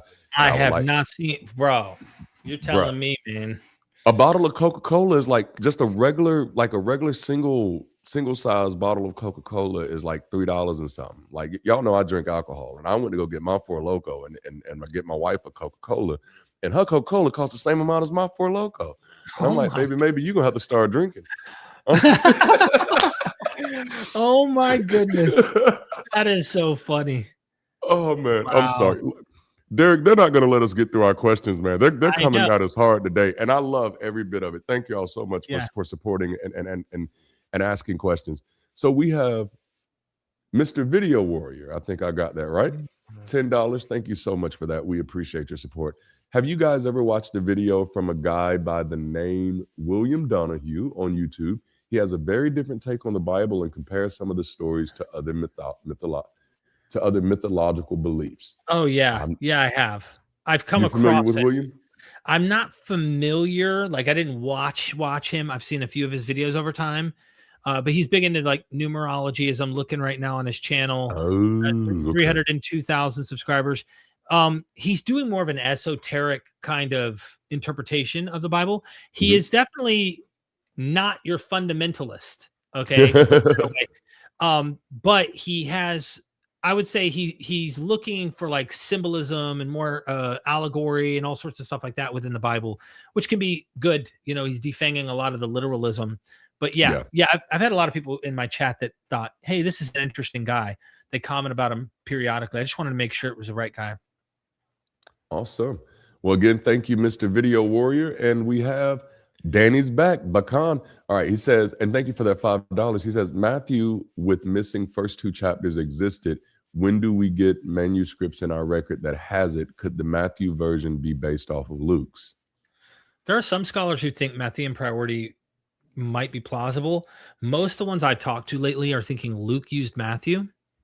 So your question with Matthew with missing first two chapters existed. I'm not sure if there might have been a Matthew without a birth narrative. I'm not really sure, because that's the narration. I believe the first two chapters of Matthew. Let me pull up my Bible here. I might as well just pull up my King James. Pull up the Word. Yeah. The living Word. Yeah. Let's see. Matthew, I think the first two are the birth narrative. And I think Bakan's question is it missing? Is there a version of Matthew that may be missing the genealogies and the first two chapters here? So now chapter 3, in those days came John the Baptist. I mean, I don't know a single scholar right now that thinks that Matthew's prologue, the birth narrative, didn't exist. I know scholars who think Luke's prologue was added. Mm-hmm. So there are some who thought that maybe Luke didn't write the first few chapters, and other chapters too that you could argue for. But Matthew, I haven't heard anyone none of the scholars I know thought Matthew's first two chapters didn't exist as part of Matthew's thing. And the scholars I like, they think Luke's using Matthew. So that's why there's a similar birth narrative. Thank you. Yeah. Thank you so much, Danny. And I appreciate this, and honestly, because questions like this aren't the ones I normally take. I want y'all to know. I'm like, I don't know. It's not my lane, but I love to see the conversation. Even when I see conversations in my comments, I used to be really big about jumping into the conversations, and then after a while, I realized, like, hey, dude, they're not talking to you. They talking to each other. Like they're they're debating often too. You know what I mean? Like, that's right. Yes. All right, so I'm going to switch gears a little bit, unless Okay. we get another chat, and I'm going to ask some questions that, and we'll just kind of walk through. But okay, building a platform in this space means navigating strong opinions from every direction. And I get it from all sides. I get it from the believers who knew me. I get it from atheists who think I'm not atheist enough. I Yeah. get it. I get it from everywhere, right? My question is, I know you've been experiencing different things. How does that shape, knowing that you're going to get different strong opinions from every direction? How does that shape how you run Myth Vision? How does that shape how you Mm. keep showing up? Ooh. You know, I could, because I empathize with so many humans and I hear Yeah. different voices, I also sympathize with those different voices. Yeah. And I think a lot of times as humans, we want people need to agree with us or they're not Mhm. one of us. And if they don't, you can agree with them, but if you don't agree with the full conclusions of like do what they're doing and act how they act, then those who aren't, part of what that group might be, you're Yeah. now forced into a pickle. And Yeah. because you care about both sides. Yep. Again, what is the foundation here of our mythos? People matter. People matter. That includes Yes. people that you might go, they've got some ugly things about them, but they Yeah. still matter. And Yeah. so I say that to say, like, I navigate a very difficult path of I'm not going to be able to make everyone happy. I've realized that. And I've Yeah. tried. And I'm trying because I'm a people pleaser. I Yeah. really want to make everyone happy. I really want everyone to be okay. I really want everyone to like me. I don't want people to hate me. I want Yeah. people to like me. I try. I mean, maybe that doesn't work 100% of the time, but like I try. I do try to keep Yeah. people happy. Don't try to hurt people. But I learned at some point to realize again what kept me from getting on drugs was loving Mhm. myself, right? And I realized that Ooh. my gut tells me, Derek, listen to yourself. Listen to your Yeah. gut, okay? Listen to your wife, listen to your family, listen to people who are there, who've been there from the beginning. They care. They really care. They don't on social media care. Come on, They don't sir. through the internet waves say they care, but then like as soon as you change a dogma or a doctrine or don't agree with a particular thing, guess who doesn't care anymore about you? Guess who's the Yeah. first to throw you under the bus and the first to fucking attack you and treat you like you're trash? Yeah. Okay. Not your mom, not your wife, not those who are OGs in your life. Okay. And so once I realized I can't make everyone happy, and the friendships are often social media thick. So Yep. it's not Ooh. always, you know, the deeper level of relationships. You have Yes, to sir. take care of your own self. And I realized that, hey, you know, some people are going to be like, nope, drawing the line with Derek. Yeah. And I have Yeah. to go, I get it. I didn't draw the Yeah. line. I didn't That's draw the right. line. You drew That's the right. line and you have that line. And you have That's every your right line. to make that line. I That's respect beautiful. your line, even if I think in my head, that's not who I want to Mhm. be. That's not how I want to be. I'm Yeah. not going to treat others the way I just got treated with this, in my opinion. And that's just Absolutely. how I feel about it. And that goes into religion, that goes into our social outlook on how we're trying to approach and assess people. And others have lines they feel maybe I've drawn. Yeah. And guess Yeah. what? They probably don't respect my lines, and that's fine. You know what I'm saying? I Like, mean, it's the complexity of living, right? it Like is. It none of is. this stuff is set in stone. None of us have figured it out, and so we're trying to navigate it the best that we can. And so we deserve to give each other a little bit of grace, you know. Yeah. I don't know if I'll get this quote right, but Paul at one point said, "Such was such were we all at one point." And I do still kind of live that way. Like anytime I'm mad at anybody for not having a view that I have, and I'm like, bruh, like if you follow me backwards, I was a black nationalist at one moment. Like if you met me then, you'd be like, oh, like you suck, you should die. And I'm like, well, then damn, I would have never had the opportunity to grow. And so Yeah. like and that is where I put myself now. And that's a hard place to get to. Like when someone says something that I don't like, or someone's doing something that I don't like, or someone's doing something that I vehemently disagree with, my question is, do I want them to die? Do I want them to not exist? And if Wow. that's not my answer, then I have to find a way to make peace with the fact that there are other people on this planet whose lived experience doesn't lead to my conclusions. And Wow. so instead of needing anybody to die, what I really want is a world where we can all grow enough to figure out that, yeah, I was wrong. But if you're trying to kill me in my wrongness, I'll never learn. And so thank you for that. So now let me ask you this then, just right off of that. Yeah. What has backlash taught you about yourself? Let's forget about them for a moment. What have Yeah. you learned about you when you go through moments like that? Oh man, I realize that I am not as solid as I thought I was sometimes, man. Ooh, Like that's real. I'm a human. I am so human. I'm so um susceptible Yeah, to hurt, like, and um but I also know that you got two choices. You're going to hurt because you're human and everyone's going to at some point, yeah, or you just forsake yourself into some bite model structure of a community that mm, does all the thinking and tells you who's okay. And as long as 100 other people around you tell you and pat you on the back and say, we agree with you, we support you, we also think they're the enemy with us, and we're come okay on. and you're safe. It's not me, and that's the problem, is that I Yeah, want to be me, but I also want to get along with all these people. yes, And then some of that conflicts. And it hurts because I care. I loved some of these people so deeply that I think are yeah, also stuck in, and they're afraid because the group that you're involved in, and this goes for Christianity more than anything I know in my life, but it still also applies to when you leave the faith and you find communities that you've now inserted yourself into, where there's a fear of, if I say something, yeah. the priests, which are the leaders in that group, the high priest in that group, Come on, they will come sir. after you. They will come Come after you. on. They will try to destroy you, and then the whole group wants to destroy you. And it's like, back to your point, you want me to die because I feel like you're attacking me, like you really want to hurt me. And Yes, I don't think I've done, like, I'm not trying to hurt anybody. And I have hurt right, people accidentally because they've told right. me I've hurt them. So then I Yeah, apologize. come on. And then I'm back in the same spot. But who's not? What's really odd about this, Darante, and this, I don't want to bring up a lot of stuff, but this is Yes, one thing I sir. think is important, is this. I haven't received apologies back, bro, for any of them. Wow. Yeah, yeah, And it's kind of yeah. like, damn, bro. The church didn't apologize to me when they excommunicated me for anything that they did to hurt me. Come on. Um, and in this case, I'm trying my best, the best I know how. Nobody's willing to go out on a limb and go to vouch for me that is part of Yeah. that community.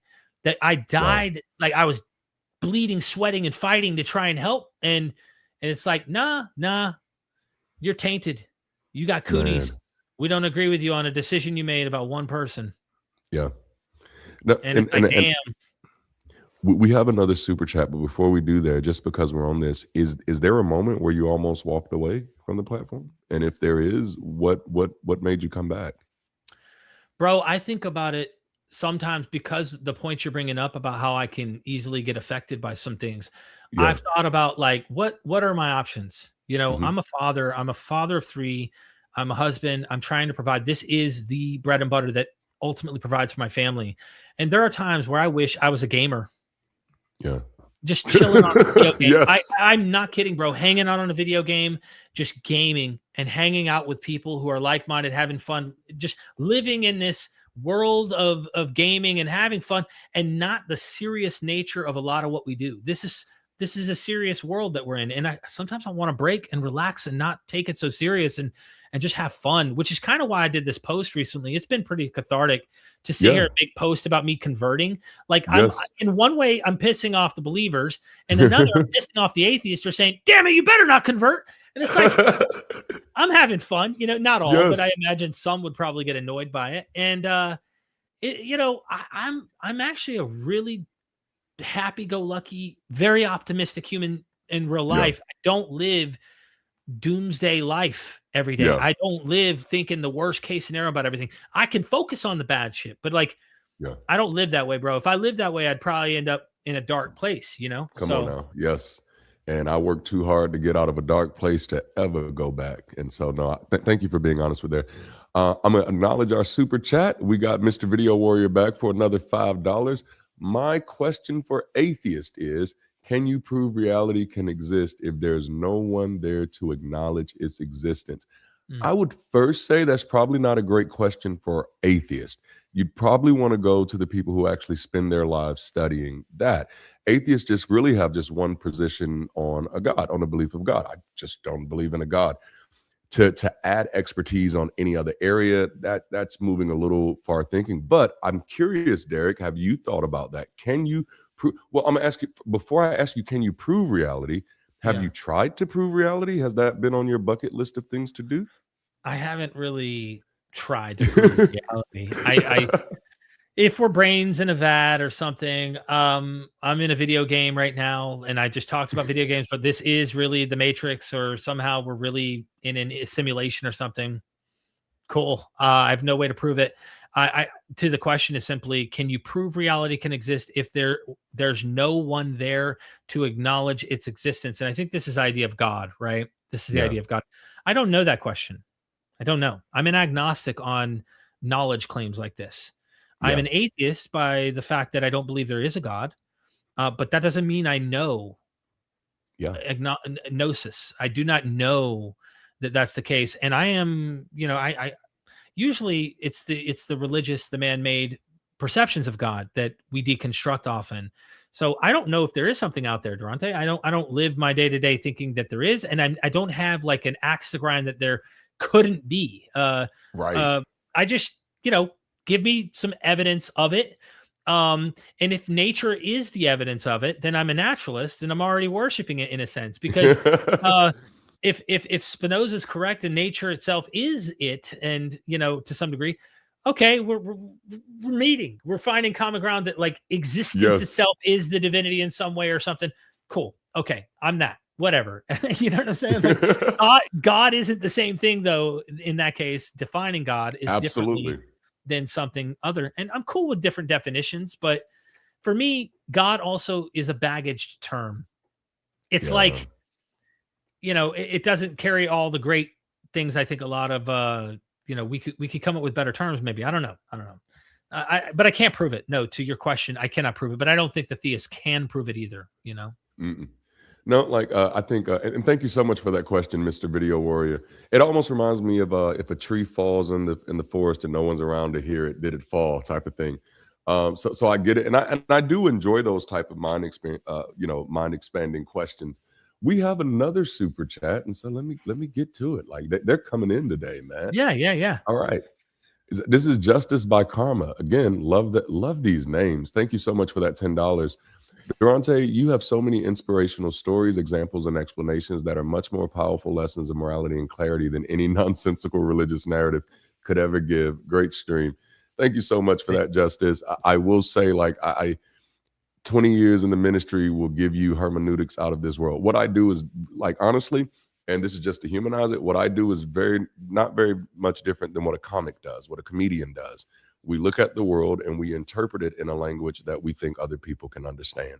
That's literally the bulk of my work. I am more of an artist than a scientist at the end of the day, and I enjoy it. My job is to help people feel so that they can live, and so I love it. Thank you so much for that. Came back again. Okay, let's go. Justice by Karma 2 times, $2. Mr. Video Warrior, reality is not defined by perception. All right, y'all have at it. Derek, do you have anything on that one? Goodness gracious. Yeah, I've heard a lot of people go, do you trust your senses? How can you know what's really happening? There's a guy who does this. It's an idealist kind of approach to reality that it's trying to dismantle materialism and the idea of naturalism and stuff.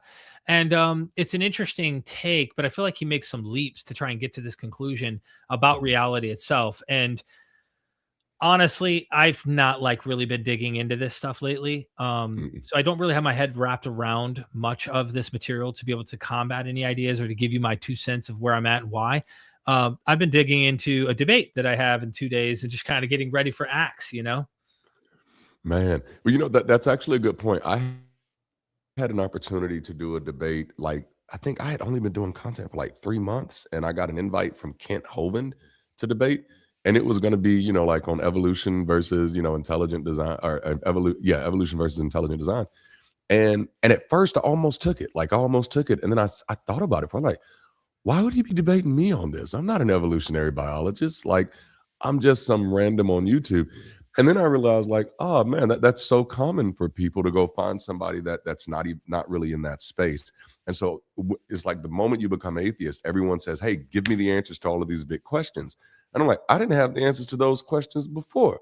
I was pretending and doing a really good job at pretending, but I'm not going to pretend anymore to reward anybody else's need for performance or certainty.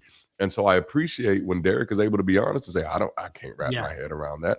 Because I'm gonna be the same way. You asked me how the world got here. I'm gonna tell you, I've never been trying to figure it out. So I'm not about to try to figure it out now. I'm not interested in stuff like that. I'm not. I mean, I'll be interested once they find the answer. I'm not gonna be the one to help them get it. I promise you Right. that. But no, Yeah. thank you. Thank you. Well, it looks like we got a little bit more break, so I'm gonna ask you these final few questions, and then I'll Sure. let you go. I don't want to hold you for too long, No but worries. you know, it's no secret that we're building content. We're YouTubers. What have you had to unlearn as a creator as Myth Vision got bigger? Because I'm Mm, sure when this first starts, this is just it's very cathartic, it's therapeutic, it's just you, and then it starts picking up steam. And what is something you've had to unlearn as a creator as your channel has changed? unlearn. Huh. That's a hard one. Give me an example if you can. Like, Okay. So like has there been anything you've had to change in the way that you present your content? Has there been anything you've had to change? Maybe there were some things you did in the early days where you said, "Oh no, I can't do that anymore." And it doesn't necessarily have to be negative, but maybe just something that you said, "No, this is going to be more effective, more efficient, or this is more online with who I am now." yeah. Well, I'll tell you, I had to. I don't know if I want to call it unlearn. I'd call it learn. Yeah. Um, I had to learn to let my scholars that I have on speak more. Um, Ooh. because I have lots to say. Everyone has something to say, but like they're the guest. And Yeah. I think it's rude sometimes. Now, mind you, sometimes they're meant to be dialogues, and some Yeah. people get carried away in the comment section going, shut up and let the guest speak. And it's like, we're here to have a actual conversation. This isn't a lecture. If you want a lecture, go to Yes. a conference, listen to them. They'll have an hour of undivided attention. You can listen to them speak and no one talks. Most of mine are conversational, but even then, I Mhm. noticed the craft is better when you do ask very precise questions and they're not long. They're Yeah. very precise, very to the point. Let them do the work. Let them Yeah. talk.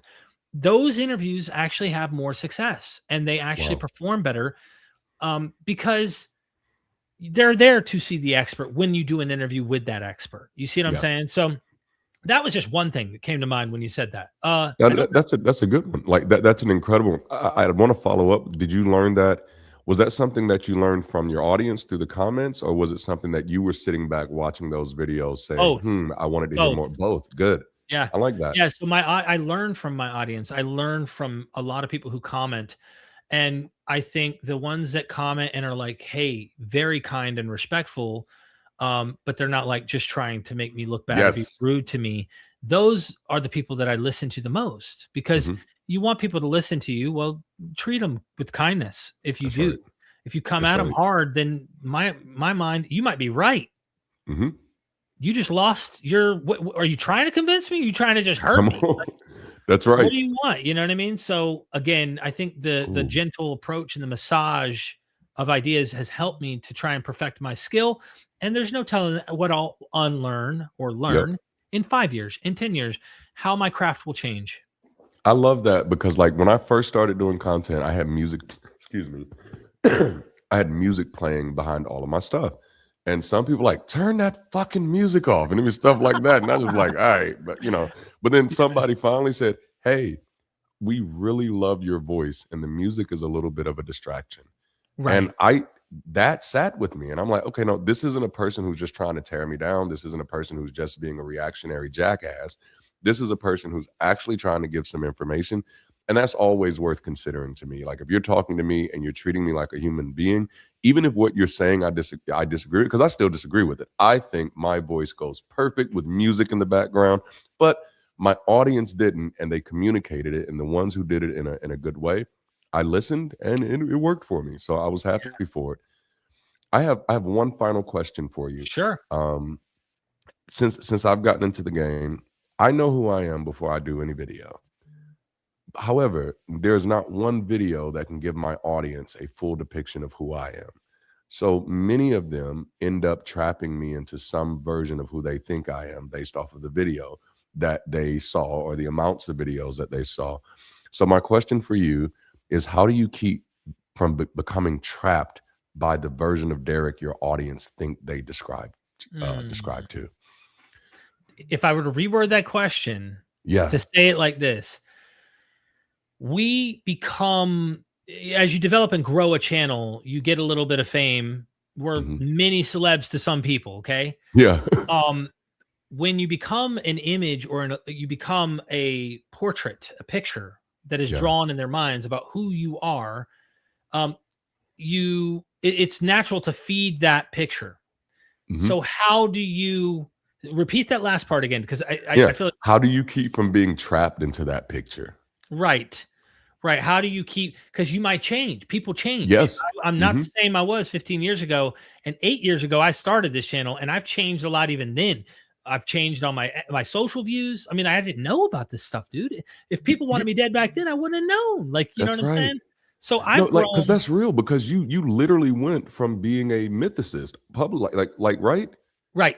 On this, dude, the channel was called Myth Vision. I called it Myth because I was a mythicist. I'm not a mythicist anymore. And the channel is still called Myth Vision. You see what I'm saying? So, like, I'm willing to change, and I can tell it hurts. Yeah. And it's difficult for guys like you and me, or any really content creator, because if you're willing to do something that could potentially cause people who have strong opinions that are in your audience to not want to cater to, a lot of people are just feeding you what you want to hear. And in fact, one of the rules are, when you look online, you search, you go through AI, you do all sorts of stuff. You try to search, how do I increase my audience? How do I grow my channel? One of the things it tells you is give your audience what they want. Okay. Yes. And that means you got to be what they want you to be to make a living. Yep. And I have had problems with this channel over the last 8 years, 2 or 3 situations that have led to thousands of exiles. Okay. Yeah. I was big enough to survive them, but there were times where there were 1,000 people unsubscribed in a week. Man. And then I've had a growth, and then I've had exiles, and then I've had growth. And, I just want to say to anyone who might be watching, who might feel that way, to see my heart and to understand, like, I'm really on a real thing here. This is not a joke. I'm not playing a game. This isn't a show. Yeah. This is Derek Lambert. And I'm going to change, and things will happen. All I ask is that you understand my heart, and I'm not here to hurt you, and I'm not here to hurt anybody else. I'm just learning and changing and trying to be what I think makes the best sense for me in this moment. And I feel like that should be the same for you, Darante. So how do I be real? I'm authentic.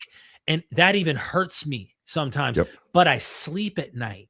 And sometimes that sleep is a little unsettling sometimes, because I still think about the people that might be offended by it. So I'm just real, which is why I think about video games and think to myself, damn it, if I could just become a gamer, I don't have to dodge these bullets. I'm going to OnlyFans soon. I'm just going to become a... But you see what I'm saying? Like, I think it's just being raw and authentic and real. And I don't want to be trapped. That is a problem. I don't want to be trapped by, because if I end up down the road being convinced, let's say, and I say, actually, I went through this real journey, a deep journey. Now I kind of think there's something out there. I don't know what it is. Can't put a name on it. I'm no longer an atheist, let's say. Let's say that happened. I don't see myself ever returning to any high form religion. Then what now? Will you then excommunicate me because I think there might be something out there? Like, would that really cause you to go, everything he's ever done is uplifted because I changed? No. And I'm not saying that I do think that. I don't. I question, but I am open to evidence. And I don't know, man. I got to check myself and just realize, like, hey, be yourself. I have to catch myself when I'm doing these little debate call-in shows, bro. Because I know people want to see me do some harsh stuff and, like, be rough. But I also, I'm a teddy bear. I don't want to be too rough, like, I want to be nice. And so that's where I'm at, man. I don't know if that answers your question. It does. Like, you've done incredible today, and I am going to let you go, but it just reminds me, like, most of my audience know I pulled away from debate shows like a while back. And I resigned, nicely and all that stuff. And it wasn't nothing negative. Negative stuff came later. But I resigned because I didn't like the attention it was giving me. Mm. Like, I'm a very comical guy, so I can be on the show and I can make some jokes and I can make, I make people feel bad. I grew up with Richard Pryor and Eddie Murphy. You ain't ready. So like, but I realized people started coming to me more for, hey, how do I own the Christians in my life? How do I debate this? How do I prove these people? I'm like, oh, wait a minute. I was doing that for the show. That's really not me. Like that's that Yeah. I don't want to give you tools that are going to harm your relationships with people. Because honestly, like, debate should be consensual. And so, like, if you have a family member who is a believer and you're trying to force them into debate, that's not really healthy, and that's not something I want to help you do. A lot of times you have to have trust before you try to introduce truth. And so that's why my work tries to introduce that. But I really appreciate you sharing that, because being true to yourself, and that's the one thing I ask myself. I don't care how great the table is this a table that I can be comfortably sitting at? And if it's not, I'm going to have to give up. I'll be more than willing to preserve my relationships with everybody at the table, but I can't sit at it because it doesn't represent who I Mm. am and the work that I want to do, and will keep me from being seen by the people that I'm actually trying to reach. And that's what I do love about Bridge City community right now, is that we have such a vibrant community. Last question, and this one is Yeah. very simple.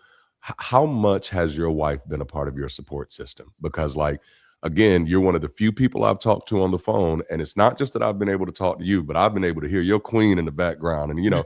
and have been on the phone with her a few times. So how important is she for you as a partner, as a friend, as support? Without her, there ain't nothing. Yeah, She's man. everything. She's everything to me. She is the most important thing in my life. You wouldn't have Myth Vision if it weren't for her. Wow. That girl has been through everything with me, bro. Mm, that's heavy. Dude, she fucking has gone through it all, bro. And let me tell you, she's the most gangster of all of them. Yeah. There's nobody who comes close, not even close. And Yes. and I'll tell you, you wouldn't have Myth Vision. You wouldn't have I wouldn't be clean. Man. Like, I wouldn't be alive today. You know what I'm saying? Yes, sir. Yes, sir. So, and I'm keeping it Well, real. It listen. gets getting me sentimental, but bro, she doesn't even realize it. I say it, but like, I don't think she knows. So I have to keep trying Man. to remind her, but I don't think she knows. And it's like 20 years goes by. We've been together almost 20 years. And I'm like, do you realize yet? You're like, I ain't going nowhere. You're my rock. And then, you know, but she still has these little, like, make sure you let me know, Mhm. remind me, you know what I mean? Because Yes. the world is full of competition in her head. And I'm like, listen, ain't nobody Wow. competing with you. You're Wow. everything. You know what I'm saying? You're everything. So, yeah, man. Oh my goodness. I hope y'all heard that. Like, that was beautiful. Like, so much so, like, this just changed my ending. I was gonna end with the song, but I'm gonna remove the song because, like, this I didn't expect to ask that question, but I Yeah. know how important your relationship is, and I see how, like, you two really support each other. And as a person who's married with a family, like, I'd be remiss if I Yep. didn't ask. And I think that was a perfect way to kind of close today's program. And so, thank you for being honest with me today. Thank you for being vulnerable. I know we went through some easy questions, and then we went through a few that were a little tough. Yeah. But thank you for being a part of this conversation. I appreciate you like a brother. I appreciate you like a friend. I know I'm not always easy to get in touch with, and it's No, not you're because I'm not. bougie. Listen, y'all, listen, I'm not bougie. I'm busy, and I am a hermit, right? A part of my journey was having to let go of a lot of relationships. And so Yeah. I'm still learning what it means to be a friend again. Like, and after some things that I've experienced, I'm like, I went right back in. I'm like, I Yeah. ain't dealing with that bullshit. Yeah. Everywhere you go, you're gonna find that, right? And that's why I Yep. reached out to you personally, and I still Hmm. do. And when I did, I've Yep. seen you go through some trials yourself. Even in the Yep. world, we're supposed to be trialless. We're supposed to be Yes. in a world where we think, And I reach out to you and I just wanted to show you love. I was in my swimming pool flexing. Yeah, I did that on purpose, bro. Come on now. I wanted them to know. I said, you do you. You take care of you, Darante, and you focus Yes, on sir. your family. You are. I know you. We've had hours long talks. Yes, And sir. I know your heart.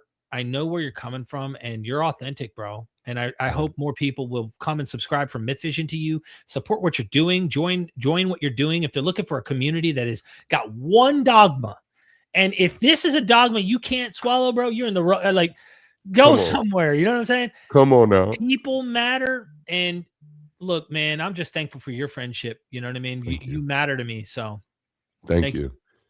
Well, listen, y'all, I know I normally give us some music before we leave out, but I want y'all to sit with this conversation. And so I'm just going to really end it here. Thank you all so much for being with us. For all of you who gave super chats, literally, we couldn't do this type of work without your support. And you have no idea how big of a difference you make in the work that we do, and not just the work that we do, but the people who are reached by this work. And that's how we make this ultimately as good of a place as we can. So thank you all. We're going to let you go. Y'all go get y'all something to eat. Go love on your families. Go do something fun. And until next time, y'all, keep rising.